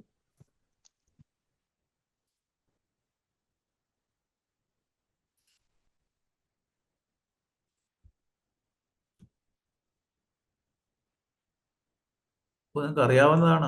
യേശു പ്രതിവചിച്ചു, സത്യം സത്യമായി ഞാൻ നിങ്ങളോട് പറയുന്നു, ജലത്താലും ആത്മാവിനാലും ജനിക്കുന്നില്ലെങ്കിൽ ഒരുവനും ദൈവരാജ്യത്തിൽ പ്രവേശിക്കുക ഈ സാധ്യമല്ല. ജലത്താലും ആത്മാവിനാലും സ്നാനപ്പെടുന്നു. അപ്പോ വെള്ളം ഒഴിച്ചാണ് സ്നാനപ്പെടുന്നത്, പരിശുദ്ധാത്മാവിനെ കൊടുക്കുന്നു. ആ സ്നാനപ്പെടുത്തുന്ന കർമ്മമില്ലാതെ നിങ്ങൾ ആരും ദൈവരാജ്യത്തിൽ പ്രവേശിക്കരുത്. അതായത് കൂദാശയുടെ ദൈവശാസ്ത്രം ഡെവലപ്പ് ചെയ്ത് വരികയാണ്, ജ്ഞാനസ്നാനത്തിന്റെ. അതുപോലെ തന്നെ 14-ാം അധ്യായം 15 മുതൽ 17 വരെ വായിച്ചാൽ പരിശുദ്ധാത്മാവിന് നൽകുന്ന കൺഫർമേഷൻ, അതായത് ആത്മാവിന് നൽകുന്ന കൂദാശയെ കുറിച്ച്, അതിനെക്കുറിച്ച് ഞാൻ നിങ്ങളൊരു സഹായകനെ തരും എന്നുള്ള കാഴ്ചപ്പാട് അവിടെ കിടപ്പുണ്ട്. ഇപ്പൊ വായിക്കണ്ട, നമ്മൾ സമയം കുറഞ്ഞു പോകുന്നതുകൊണ്ട് ഞാൻ അങ്ങ് തള്ളിവിടുകയാണ്. വിശുദ്ധ കുർബാനയെ കുറിച്ചുള്ള സാധനങ്ങളെല്ലാം നമുക്ക് 6-ാം അധ്യായത്തിൽ കിടപ്പുണ്ടെന്ന് ഞാൻ പറഞ്ഞു. ഇവിടെ ഈ നമ്മുടെ ദൈവശാസ്ത്രമായുള്ള ഒരു സാധനം പ്രസന്റ് ചെയ്യുന്നതുകൊണ്ട് ഈശോ അന്ത്യത്താഴം കഴിച്ചതായിട്ട് യോഹന്നാൻ സുവിശേഷം കിടക്കുന്നില്ല. അതായത് യോഹന്നാൻ സുവിശേഷം അനുസരിച്ച് ഈശോ ദേവാലയമാണ്, ഈശോ അവിടുത്തെ ബലിമൃഗമാണ്, പെസഹായുടെ കൊല്ലപ്പെടേണ്ട, പാപമോചനത്തിനായിട്ട് കൊല്ലപ്പെടേണ്ട ആട് എന്ന് പറയുന്നത് ഈശോ തന്നെയാണ്. അതുകൊണ്ട് തന്നെ പെസഹ ആചരിക്കുന്ന ആടിനെ കൊല്ലുന്ന അവസരത്തിൽ ഈശോ മരിക്കണം. അങ്ങനെ മരിക്കുന്നതായതുകൊണ്ട് യോഹന്നാന്റെ സുവിശേഷത്തിൽ ഈശോ പെസഹ ആചരിക്കുന്നതായിട്ട് നമ്മൾ കാണുന്നില്ല. അതിന്റെ കാര്യം ഇത്രയേ ഉള്ളൂ, ഈ പെസഹ ആചരണത്തിന്റെ ആ കാര്യങ്ങളെല്ലാം 6-ാം അധ്യായത്തിൽ കൊണ്ട് വെച്ചിരിക്കുകയാണ്. അതുകൊണ്ട് നിങ്ങൾ പഠിച്ചിട്ടുണ്ടാവുമായിരിക്കും ഞാൻ കരുതുകയാണ്. ഈശോ കാരണം ഈ അശുദ്ധരാകാതെ പെസഹ ഭക്ഷിക്കുന്നതിന് വേണ്ടി അവരാരും പ്രത്തോറിയത്തിൽ പ്രവേശിച്ചില്ല എന്ന് തന്നെയാണ് പീലാത്തോസിന് മുമ്പിലുള്ള സമയത്ത് പറയുന്നത്. അതായത് പെസഹ ഇവർ ആചരിക്കുന്ന സമയത്ത്, അല്ലെങ്കിൽ ആടിനെ കൊല്ലുന്ന സമയത്ത് കൂടി ഈശോ കുരിശിൽ മരിക്കുകയാണ്. അത് ഈശോയാണ് പുതിയ പെസഹ കുഞ്ഞാട്. കാരണം ഈശോ അതിനെ സബ്സ്റ്റിറ്റ്യൂട്ട് അല്ലെങ്കിൽ റീപ്ലേസ് ചെയ്ത് കളയുകയാണ്. അങ്ങനെയാണ് യോഹന്നാന്റെ സുവിശേഷം പോകുന്നത്. പിന്നെ കുംഭസാരത്തിന്റെ കൂദാശ എവിടെ കിടക്കുന്നു വെച്ചാൽ നിങ്ങൾക്കറിയാം. 20-ാം അധ്യായം 23-ാം വാക്യം വായിച്ചേ. 2 വായിച്ചോ. 20-ാം അധ്യായം 21 മുതൽ 23 വരെ അങ്ങ് വായിച്ചോ. 20-ാം അധ്യായം 21 മുതൽ 23 വരെ. യേശു വീണ്ടും അവരോട് പറഞ്ഞു, നിങ്ങൾ സമാധാനം. പിതാവ് എന്നെ അയച്ചതുപോലെ ഞാനും നിങ്ങളെ അയക്കുന്നു.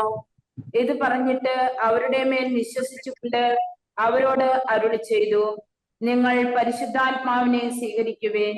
നിങ്ങൾ ആരുടെ പാപങ്ങൾ ക്ഷമിക്കുന്നുവോ അവ അവരോട് ക്ഷമിക്കപ്പെട്ടിരിക്കും.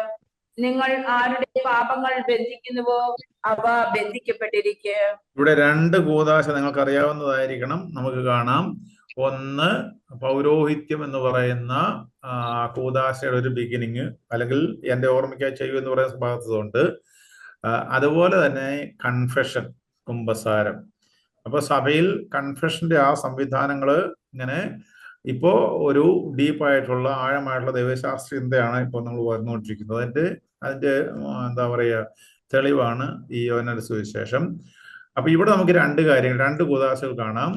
ഹോളി ഓർഡേഴ്സും കാണാം, അതായത് തിരുപ്പട്ടവും കാണാം, കുമ്പസാരവും കാണാം. ഇനി 9-ാം അധ്യായം 6ഉം 7ഉം വാക്യങ്ങൾ എടുത്താൽ നമുക്ക് അവിടെ രോഗി ലേപനത്തിന്റെ ഈ പറയുന്ന കാര്യങ്ങളൊക്കെ കാണാം. 9, 6, 7.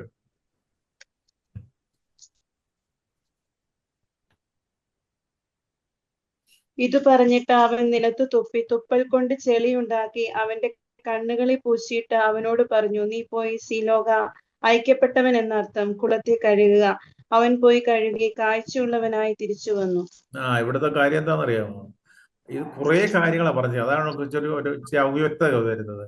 ഈശോ നിലത്ത് തുപ്പി തുപ്പൽ കൊണ്ട് ചെളി ഉണ്ടാക്കി കണ്ണിൽ പുരട്ടി. ഇപ്പൊ ഈ കണ്ണിൽ പുരട്ടുക എന്നുള്ളത് ഈ ലേപനമാണ്, അറിയാമല്ലോ, ലേപനമാണ്. പക്ഷെ തുപ്പൽ കൊണ്ട് ചെളി ഉണ്ടാക്കി എന്ന് പറയുമ്പോൾ എന്താണ്? ദൈവം ആദിയിൽ മനുഷ്യനെ മണ്ണ് കുഴച്ച് ഉണ്ടാക്കി ഊതിയെന്നാണല്ലോ പറഞ്ഞിരിക്കുന്നത്. അത് ദൈവവചനം, കർത്താവിന്റെ വാക്കിൽ നിന്ന് ഉണ്ടാകുന്ന ആ ഒരു പുനഃസൃഷ്ടിയെ കുറിച്ചാണ് അവിടെ പറഞ്ഞിരിക്കുന്നത്. അതായത് ലേപനമാണ് ചെയ്യുന്നത്, പുനഃസൃഷ്ടിയാണ് ചെയ്യുന്നത്. ഈശോ ദൈവമാണ്, ഈശോയാണ് സൃഷ്ടി നടത്തുന്നത്. ഈശോ അതുപോലെ ഊതുന്നുണ്ടല്ലോ ഉൽപ്പത്തി പുസ്തകം 2-ാമത് 7-ാം വാക്യം എന്ന് പറഞ്ഞ പോലെ ഈശോ പുതിയ ജീവൻ കൊടുക്കുന്നു എന്നുള്ള എല്ലാ കാര്യങ്ങളും കൂട്ടിക്കുഴച്ചിട്ടിരിക്കുകയാണ്. അതേ സമയത്ത് പോയി കഴുകുക എന്ന് പറയുന്നത് ജ്ഞാനസ്നാനമാണ്. സിലോഹാക്കുളം എന്ന് പറഞ്ഞാൽ അയക്കപ്പെട്ടവൻ എന്നർത്ഥവൻ കഴുകുക, ഈശോയിൽ സ്നാനം സ്വീകരിക്കുക. ഇങ്ങനെയുള്ള 100 കാര്യങ്ങൾ അതിനകത്ത് ഇട്ട് വെച്ചിട്ടുണ്ട്. അതുകൊണ്ടാണ് അതിങ്ങനെ ഇച്ചിരി അവ്യക്തമായിട്ട് അവിടെ ഇരിക്കുന്നത്. അപ്പോൾ ഈശോ അവിടെ ഈ പറയുന്ന അനോയിന്റിങ്ങിന്റെ കാര്യം ചെയ്യുന്നു. അതുപോലെ തന്നെ ഈശോ ദൈവമാണെന്നും സൃഷ്ടാവാണെന്നും പിന്നെ അയക്കപ്പെട്ടവനാണെന്നുള്ള കുറേ കാര്യങ്ങൾ, ജ്ഞാനസ്നാനം, എല്ലാം കൂടെ അതിനകത്ത് കിടപ്പുണ്ട്. പിന്നെ ഉള്ളത് വിവാഹമാണ്. നമുക്ക് സാധാരണ പരിചയമുള്ളത് പോലെ തന്നെ കാനായിൽ വെച്ച് കല്യാണത്തിന്, ഈശോ ക്ഷണിക്കപ്പെടുന്ന കല്യാണത്തിന് എല്ലാ കുറവുകളും നികത്തിക്കൊണ്ട് ഈശോ സന്നിഹിതനാകുന്ന കാര്യങ്ങളൊക്കെ ഈ സുവിശേഷത്തിലാണ് എഴുതി വെച്ചിരിക്കുന്നത്. അപ്പോ ഇത് ഞാൻ പറഞ്ഞല്ലോ, ആദ്യത്തെ അപ്പസ്തോലന്മാരുടെ ആ ഒരു പ്രധാനപ്പെട്ട ഒരു സമയം നീങ്ങുമ്പോഴത്തേക്കും അവരുടെ ആ ഐ വിറ്റ്നസ് റിപ്പോർട്ടുകൾ, അതായത് സാക്ഷി വിവരണത്തിന്റെ ഒരു കാലം പിന്നീട് അതിന്റെ ഒരു ഇത് കഴിയുമ്പോൾ ആഴമായിട്ടുള്ള ദൈവശാസ്ത്ര ചിന്ത വളർന്ന കാലത്തെ പ്രതിഫലിപ്പിക്കുന്ന സുവിശേഷമാണ് ഏറ്റവും അവസാനം എഴുതപ്പെട്ടിരിക്കുന്ന ഈ സുവിശേഷം കിടക്കുന്നത്. അതുകൊണ്ട് തന്നെ ഈ ചരിത്രപരമായിട്ടുള്ള വിവരണത്തെക്കാൾ കൂടുതൽ ദൈവശാസ്ത്രപരമായിട്ടുള്ള ഒരു കാര്യത്തിലേക്കാണ് പോകുന്നത്. ഇനി ഇതിന്റെ കൂടെ മറ്റൊരു കാര്യമുള്ളത്, നമ്മൾ ദേവാലയത്തിന്റെ കാര്യം പറഞ്ഞു, ഈ കാര്യങ്ങൾ പറഞ്ഞു. ഇതിന്റെ കൂടെ മറ്റൊരു കാര്യം കിടക്കുന്നത്, അന്ന് ആയപ്പോഴത്തേക്കും ഈ പാഷണ്ഡതകളുണ്ടായി, തെറ്റായ പഠനങ്ങൾ. അതിനെതിരെയുള്ള ഒരു ശക്തമായിട്ടുള്ള ഒരു പൊസിഷനും ഈ സുവിശേഷം സ്വീകരിക്കുന്നുണ്ട്. പ്രധാനപ്പെട്ട പാഷണ്ഡത എന്ന് പറയുന്നത് ഡോസറ്റിസം ആയിരുന്നു. ഡൊക്കൈൻ എന്ന് ഗ്രീക്കിൽ പറഞ്ഞാല് കാണപ്പെടുക. അതിന്റെ കാര്യം ഇത്രയേ ഉള്ളൂ. പഴയ തത്വശാസ്ത്രജ്ഞനായിട്ടുള്ള പ്ലേറ്റോയുടെ ചിന്തയനുസരിച്ച് ഡുവലിസമാണ്, അതായത് നന്മയും തിന്മയും പോലെയുള്ളതുകൊണ്ട് ആത്മാവും ശരീരവും എന്നുള്ള ഒരു ഡിവിഷൻ അവരുണ്ടാക്കി. ഇതനുസരിച്ച് അത് പിന്നെ ഈ ഡോസറ്റിസ് വന്നു കഴിയുമ്പോഴത്തേക്കും ആത്മാവ് എല്ലാ നന്മ, ദൈവികം, പിന്നെ ശുദ്ധം എന്നൊക്കെയുള്ളതും, ശരീരം എല്ലാം തിന്മയുടെ ഭാഗമെന്ന് വന്നു. അവരുടെ ആ ചിന്തയിൽ അങ്ങനെയാണ് വന്നത്. ആത്മാവും ശരീരവും, ആത്മാവെല്ലാം പരിശുദ്ധം, ശുദ്ധം, നല്ലത്, ശരീരമൊക്കെ മോശം.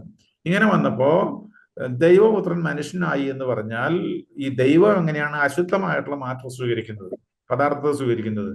അതുകൊണ്ട് ദൈവം ഒരിക്കലും അങ്ങനെ സ്വീകരിക്കാൻ ദൈവത്തിന് പറ്റാത്തത് കൊണ്ട് ഈശോ ഈ ഭൂമിയിൽ വന്നപ്പോ അത് വെറുതെ ഇങ്ങനെ കാണപ്പെട്ടത്. ഇപ്പം നമ്മുടെ മുസ്ലിങ്ങളൊക്കെ ഇത് പറയാറുണ്ട്, ഈ ടൈപ്പുള്ള സാധനങ്ങൾ. ഇത് അന്ന് തുടങ്ങിയത്.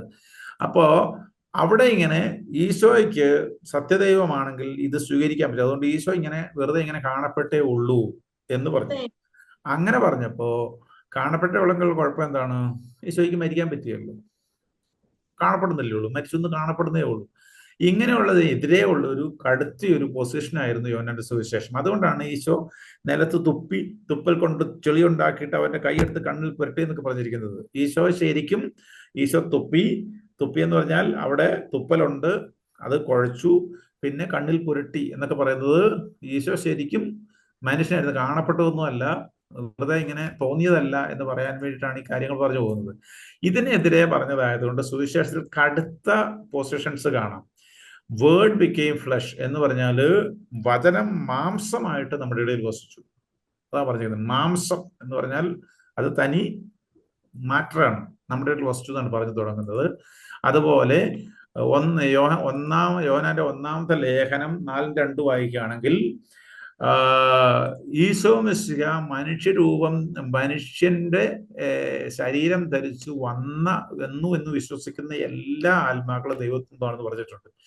മനുഷ്യന്റെ ശരീരം ധരിച്ചിട്ട് വന്നതാണ് ഈശോ എന്ന് പറഞ്ഞാൽ ആ ദൈവത്തിൽ നിന്നാണെന്ന് പറഞ്ഞിരിക്കുന്നത്. ഈ കാര്യങ്ങള് തുടർച്ചയായിട്ട് ഇങ്ങനെ നമുക്ക് ഈ സുവിശേഷത്തിലും മറ്റ് യോഹന്നാൻ ലേഖനങ്ങളിലും നമുക്ക് കാണാം.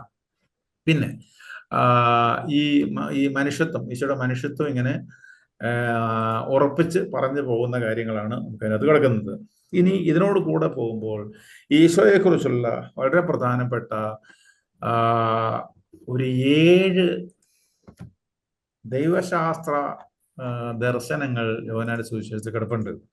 മറ്റു സുവിശേഷങ്ങളുണ്ട്, പക്ഷെ ഇതിനകത്ത് ഇങ്ങനെ വളരെ ദീർഘമായിട്ട് കിടപ്പുണ്ട്. ഒന്ന്, നമ്മൾ ഈശോയെ കുറിച്ച് പറയുമ്പോൾ വെറുതെ ഇങ്ങനെ മനുഷ്യാവതാരം ചെയ്ത ഈശോയെ കുറിച്ച് പറഞ്ഞാൽ പോരാ. നിത്യം പിതാവിനോട് കൂടിയായിരുന്ന ഒരു ഈശോ ഉണ്ട്. പിതാവിന് ആദിയിൽ വചനം ഉണ്ടായിരുന്നു, വചനം ദൈവത്തോടു കൂടിയായിരുന്നു, ദൈവമായിരുന്നു വചനം. അബ്രാഹത്തിന് മുമ്പ് ഞാനുണ്ട്. പിതാവേ, ലോക സൃഷ്ടിക്ക് മുമ്പ് തന്നെ 17-ാം അധ്യായം 5-ാം വാക്യം, എനിക്കുണ്ടായിരുന്ന മഹത്വത്തോടു തന്നെ ചെയ്യണമെന്ന് പറഞ്ഞുകൊണ്ട് പോകുന്ന നിത്യം ദൈവപുത്രനായിരിക്കുന്ന, നമ്മൾ നേരത്തെ പറഞ്ഞ ലോഗോസ്, ഈ സൃഷ്ടിയുടെ സമയത്ത് ദൈവത്തോടു കൂടെ ആയിരിക്കുന്ന ആ ക്രിസ്തുവിനെ കുറിച്ച് സുവിശേഷത്തിൽ ആവർത്തിച്ച് പറയുന്നുണ്ട്. രണ്ടാമത്തത് മനുഷ്യാവതാരം ചെയ്ത ഈശോ ആണ്. ഈശോയെ കുറിച്ച് നമ്മൾ പറയുമ്പോൾ ഒന്ന്, നിത്യതയിൽ പിതാവിനോടത്തായിരുന്ന ഈശോയെ കുറിച്ച് പറയണം. 2, മനുഷ്യാവതാരം ചെയ്ത ഈശോയെ കുറിച്ച്, അതാണ് വചനം മാംസങ്ങളുടെ ഇടയിൽ വസിച്ചു. പിന്നെ ഈ പറഞ്ഞു പോകുന്നതെല്ലാം അതിനകത്ത് ബന്ധപ്പെട്ട് നമുക്കറിയാം, കുഴപ്പമില്ല. പിന്നെ സഹിച്ച് മരിച്ച് ഉയർത്ത യേശു, ഇതിനെക്കുറിച്ച് നമുക്ക് സുവിശേഷം അവിടെ ഇവിടെ എല്ലാം കാണാം. നിങ്ങൾക്ക് സുവിശേഷം മറിച്ച് നോക്കിയത് പഠിച്ചു കൊള്ളണം. സഹിച്ച് മരിച്ച് ഉയർത്ത യേശു, ആ വിവരണങ്ങളെല്ലാം സുവിശേഷത്തിൽ കിടപ്പുണ്ട് ദീർഘമായിട്ട്. പിന്നെ പിതാവിന്റെ വലതു ഭാഗത്തേക്ക് ആരോഹണം ചെയ്ത ഈശോ, നിങ്ങൾക്ക് 3:13, 6:62, 14:2, 3, 16, 28, ഇതിനകത്തെല്ലാം ഈ കാര്യങ്ങൾ കിടക്കും. പിതാവിന്റെ വലതുഭാഗത്തിരിക്കുന്ന പുത്രൻ, ഇനി സ്വർഗത്തിലേക്ക് പോയ പുത്രൻ, പിതാവിന്റെ വലതുഭാഗത്തിരിക്കുന്ന പുത്രൻ, നമുക്ക് അതും കുറെ അധികം ടെസ്റ്റുകൾ നമുക്ക് യോഹന്നാൻ സുവിശേഷത്തിൽ കാണാം. അതിനുശേഷം വിധിയാളനായിട്ട് വരാനിരിക്കുന്ന ഈശോ, ഇതും സുവിശേഷം നമുക്ക് കാണാം. നമുക്കറിയാലോ 14-ാം അധ്യായം, ഞാൻ സ്ഥലമൊരുക്കി കഴിയുമ്പോൾ ഞാൻ വീണ്ടും വന്ന് നിങ്ങളെ കൂട്ടിക്കൊണ്ടു പോകും എന്നൊക്കെ പറഞ്ഞു പോകുന്ന ഭാഗത്ത് ഈ കാര്യങ്ങൾ കിടപ്പുണ്ട്. പിന്നെ അന്ത്യവിധിയാളനായ ഈശോ, നമ്മൾ നേരത്തെ വായിച്ച ടെസ്റ്റുകളാണ് 5-ാം അധ്യായത്തിൽ നമുക്ക് കിടപ്പുണ്ട്. അപ്പൊ ഈശോയെ കുറിച്ച് പറയുമ്പോൾ ഇങ്ങനെ ഒരു ഫുൾ കാഴ്ചപ്പാട് നമുക്ക് കിടക്കണം. അതായത് ആദ്യമേ പിതാവിനോടൊത്തുണ്ടായിരുന്ന ഈശോ, പിന്നെ മനുഷ്യാവതാരം ചെയ്ത ഈശോ, നമുക്ക് വേണ്ടി പീഡസഹിച്ച് മരിച്ചുയർത്ത ഈശോ, സ്വർഗത്തിലേക്ക് ആരോഹണം ചെയ്ത ഈശോ, പിതാവിന്റെ വലതുഭാഗത്തിരിക്കുന്ന ഈശോ, ഇനി വരാനിരിക്കുന്ന ഈശോ, അന്ത്യവിധിയാളനായ ഈശോ, ഇതിനെക്കുറിച്ചെല്ലാം ഉള്ള കാര്യങ്ങൾ ഈ സുവിശേഷത്തിൽ പറഞ്ഞു വെച്ചിട്ടുണ്ട്. അതെല്ലാം നിങ്ങൾ ഒന്ന് വായിച്ച് പഠിക്കണം. ഇപ്പോ ഇത്ര സമയം അതുകൊണ്ട് ഇനി ചോദിക്കാനുള്ള സമയം തരാന്നിരിക്കുന്നു. 10 വരെയല്ലേ നമ്മുടെ സമയം. അപ്പോ ഇനി എന്തായാലും ചോദിക്കാണ്ട് പറയാം. കുറെ കാര്യങ്ങൾ ഇനി ഉണ്ട്. ഈശോ തന്നെയാണ് ഈശോയുടെ മരണം പ്രവചിക്കുന്നത്. പിന്നെ സുവിശേഷത്തിൽ നമ്മൾ ഈ അടയാളങ്ങളുടെ പുസ്തകം വായിച്ചാൽ ഇങ്ങനെ തുടർച്ചയായിട്ട് ഒന്നിനു പുറകെ ഒന്നായിട്ട് അടയാളങ്ങൾ കാണിച്ച് വിശ്വസിച്ച് ഒരു സമൂഹത്തെ കാണാം. ആളുകൾ ഒരു ഭാഗത്ത് വിശ്വസിച്ച് പോകുമ്പോൾ ശത്രുക്കൾ ഉണ്ടായി വരുന്നത് നമുക്ക് ഈ ആദ്യ ഭാഗത്ത് കാണാം. 2-ാം ഭാഗത്ത് പിന്നെ ഈശോയുടെ ഒരു ഒരുക്കമാണ്, അത് മരണത്തിനുള്ള ഒരുക്കമായിട്ടാണ് കിടക്കുന്നത്. ഇനി 7 വളരെ പ്രാധാന്യമുണ്ട്. 7 പ്രാവശ്യം മറ്റേ ഏകോയേമി ഉണ്ടെന്നും പിന്നെ 7 പ്രാവശ്യം അതിന്റെ ഒബ്ജക്റ്റ് കൂട്ടിക്കിടപ്പെന്നും പറഞ്ഞു. അതുപോലെ തന്നെ 7 അടയാളങ്ങൾ, അതായത്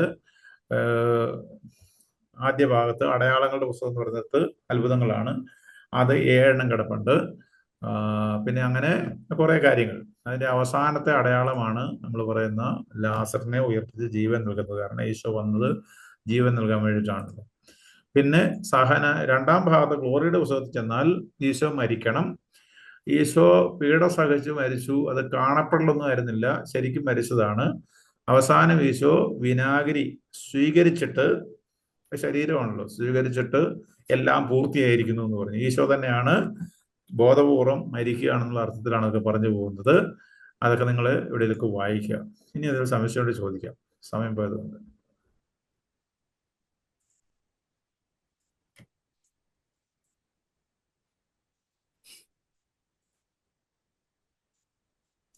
അവിടെ ഉണ്ടോ? ഇപ്പം നമ്മള് ഈ ദേവാലയം മാറി യേശുവിലേക്ക് പോകുമ്പോൾ ഈ ഒരു തെറ്റിദ്ധാരണ ഉണ്ടാകാനായിട്ട് ചാൻസ് ഉണ്ടോ? ഈ ദേവാലയം വേണ്ട എന്നുള്ള. അതായത് ദേവാലയം എന്താണെന്നാ ചോദ്യം. അതാണ്. അപ്പം അങ്ങനെ ദേവാലയം എന്ന് പറയുന്നത് നമ്മൾ പറയുന്ന ദേവാലയം അല്ലത്. അതെ. എന്നതാണ് ദേവാലയം? പഴയ നിയമത്തിൽ ദേവാലയം എന്ന് പറഞ്ഞാൽ പുറപ്പാടിന്റെ പുസ്തകം ദൈവത്തിന് വസിക്കാനായിട്ട് ഒരു ആലയം ഉണ്ടാക്കുമെന്നാണ് പറഞ്ഞിരുന്നത്. ആണോ അല്ലയോ? 25 മുതൽ 40 വരെയുള്ള അധ്യായങ്ങളിൽ ദൈവത്തിന് വസിക്കാനുള്ള ആലയം അത് മാത്രമായിരുന്നു. അവിടെ മാത്രമേ ദൈവം വസിക്കുകയുള്ളൂ. പഴയ നിയമത്തിലെ കോൺസെപ്റ്റ്. ഈ ദേവാലയം നശിപ്പിച്ചു കഴിയുമ്പോൾ ഈശോ നേരത്തെ പറഞ്ഞിരിക്കുകയാണ്, ഇവിടെ ആരും ആരാധിക്കാൻ പോകുന്നില്ല, ഇനി ആത്മാവിലും സത്യത്തിലുമാണ് ആരാധിക്കേണ്ടത്. നിങ്ങളാണ് ആലയം, ദേവാലയം. നമ്മളെല്ലാവരുമാണ് ദേവാലയം. പിന്നെ ദേവാലയം എന്തിനാണെന്ന് ചോദിച്ചാൽ, അതായത് യോഹന്നാന്റെ സുവിശേഷം അവസാനം മഗ്ദലന മറിയത്തെ ഈശോയെ കണ്ടു കഴിഞ്ഞപ്പോ മറിയത്തിനവിടെ നിൽക്കാൻ പറ്റില്ല. അവളോട് പറയുന്നത്, നീ എൻ്റെ ശിഷ്യന്മാരോട് പോയിട്ട് പറഞ്ഞു ഞാൻ അവരെ കാണുന്നു പറയാം, അങ്ങോട്ട് പോകാനാ പറഞ്ഞു വിട്ടുന്നത്. അതായത് ഈ കമ്മ്യൂണിറ്റി ഉണ്ടാകാൻ ഇതെല്ലാം ചെയ്തിരിക്കുന്നത്. അതായത് ഈ ബാബേൽ ഗോപുരത്തിൽ ചെതറിപ്പോയ കമ്മ്യൂണിറ്റി തിരിച്ചു കൊണ്ടുവന്നിട്ട് ഒരു കമ്മ്യൂണിറ്റി ആയിട്ട് രൂപപ്പെടുത്താനാണ് ഇതെല്ലാം ചെയ്തിരിക്കുന്നത്. അതുകൊണ്ട് ആ കമ്മ്യൂണിറ്റി ഒരുമിച്ച് ചേരുന്ന സ്ഥലം എന്ന അർത്ഥത്തിലാണ് നമ്മൾ ദേവാലയം എന്ന് പറയുന്നത്. നമ്മൾ ദേവാലയം എന്ന് പറയുന്നത് ഈ അപ്പസ്തോലന്മാരുടെ കൂടെ തോമാശ്ലീഹ ഇല്ലായിരുന്നു, ഇല്ലേ? ആണോ? ഇല്ലായിരുന്നത് കൊണ്ട് തോമാശ്ലീഹയ്ക്ക് എന്ത് പറ്റി? ദൈവ സാന്നിധ്യം നഷ്ടമായി. അതുകൊണ്ട് പിന്നത്തെ ആഴ്ച എന്ത് ചെയ്തു തോമാശ്ലീഹ? അവിടെ നിന്നു. അത് കമ്മ്യൂണിറ്റിയുടെ പാർട്ടാണ്. കമ്മ്യൂണിറ്റിയിൽ ഉണ്ടെങ്കിലേ ഈശോ വെളിപ്പെടും എന്നുള്ളത് തന്നെയാണ് അർത്ഥം. അതുകൊണ്ട് ദേവാലയം വേണം. അത് വേറൊരു അർത്ഥത്തിലാണ് ദേവാലയം. കാരണം ദൈവം ഉണ്ടാകണമെങ്കിൽ കമ്മ്യൂണിറ്റി ഉണ്ടാകണം എന്നുള്ള അർത്ഥത്തിലാണ് പറഞ്ഞത്. വ്യക്തമാണോ? വ്യക്തമായി. അത് ഞാൻ പറയാൻ കാര്യം എന്ന് വെച്ചാൽ ചിലർ പറയുന്നുണ്ട് ആത്മാവിലും സത്യത്തിലും ആരാധിക്കാൻ പറയുമ്പോൾ പിന്നെ എന്തിനാ ഈ ദേവാലയം വേണോ എന്നുള്ള ഒരു അങ്ങനെയാണ്. പിന്നെ എന്തുകൊണ്ടാ തോമസിലേക്ക് നഷ്ടം വന്നത്? അതെ. രണ്ട് കാര്യങ്ങൾ. ഒന്ന്, ഞായറാഴ്ച പള്ളി പോകണം എന്ന് തന്നെയാണ് അർത്ഥം. അത് ഏതെങ്കിലും പള്ളി പോയാൽ പോരാ, സ്വന്തം പള്ളി പോകണം. ഒന്ന്. രണ്ട്, ആ കമ്മ്യൂണിറ്റിയിൽ നമ്മൾ ആയിരിക്കുമ്പോഴാണ് നമ്മൾ സാക്ഷ്യം വഹിക്കുന്നത്. ആണോ അല്ലയോ? അല്ലാതെ കുർബാന കൂടുന്നത് ഈ കടമ്പോ വിചാരിക്കുന്നില്ല കേട്ടോ. കുർബാന കൂടുന്നത് നമുക്ക് വല്ലപ്പോഴും ഒരു ദിവസം ഒരു യാത്ര പോയി കുർബാന കൂടുന്ന കാര്യമല്ല. നമ്മുടെ മെയിനായിട്ടുള്ള ഉത്തരവാദിത്വം നമ്മളായിരിക്കുന്ന കമ്മ്യൂണിറ്റിയിൽ ഞാൻ ഈശോയിൽ വിശ്വസിക്കുന്ന ഒരു വിശ്വാസിയാണെന്ന് സാക്ഷ്യം വഹിക്കുക എന്നുള്ളത്. അതിന് നമ്മുടെ കമ്മ്യൂണിറ്റി നമ്മളായിരിക്കണം. കമ്മ്യൂണിറ്റി പുറത്തു പോകുമ്പം നമുക്ക് കുർബാന കൂടാം, പക്ഷെ ഈ ദൈവ സാന്നിധ്യം ഉണ്ടാകുക.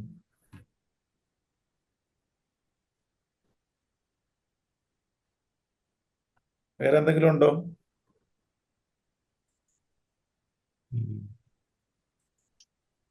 ഈ യോഹന്നാന്റെ സുവിശേഷം പഠിച്ച എല്ലാ കൂതാശം വേണം കേട്ടോ. മനസ്സിലായത് ഞാൻ വിചാരിക്കുന്നു കേട്ടോ. അതിനകത്ത് കൺഫെഷനെ അവഗണിക്കാൻ പറ്റുമോ? ഇല്ലല്ലോ. നിങ്ങൾ ആരുടെ പാവം മോചിക്കുന്നതോ മോചിക്കപ്പെടും, ആരുടെ ബന്ധിക്കുന്നതോ ബന്ധിക്കപ്പെടുന്നതോ സുവിശേഷം പറഞ്ഞതാ. ഉപേക്ഷിക്കാൻ പറ്റിയല്ല. കല്യാണം വേണോ? വേണം. അതവിടെ ഈശോയുടെ സാന്നിധ്യം ഉണ്ടായിരിക്കണം. രോഗിലേപനം വേണം, എല്ലാം വേണം. ഇത് കോണ്ടക്ഷൻ നിങ്ങൾക്ക് മനസ്സിലായി ഞാൻ കരുതുന്നു. ഈ ആദ്യത്തെ ആ ഒരു ഒറ്റ പോകനുള്ള സുവിശേഷം പ്രവേശനം കഴിഞ്ഞിട്ട് കുറച്ചും കൂടി ഒക്കെ ബേസ് ചെയ്ത ഒരു സമൂഹത്തിലേക്കാണ് സുവിശേഷം വരുന്നത്. അത് നമ്മൾ വിശ്വസിക്കുന്ന വിശ്വാസപ്രമാണം വായിച്ചാൽ അടിസ്ഥാനപരമായിട്ട് അത് ബേസ് ചെയ്തിരിക്കുന്ന ഈ സുവിശേഷത്തിലാണ്, എൻ്റെ സുവിശേഷത്തിലാണ്. അതിനകത്ത് പിതാക്കന്മാരുടെ ആ കാലത്ത് അവര് ഈ വികസിപ്പിക്കേണ്ടിയിരിക്കുന്ന ആ ദൈവശാസ്ത്രത്തിലെല്ലാം അടിത്തറ കടപ്പെട്ടു.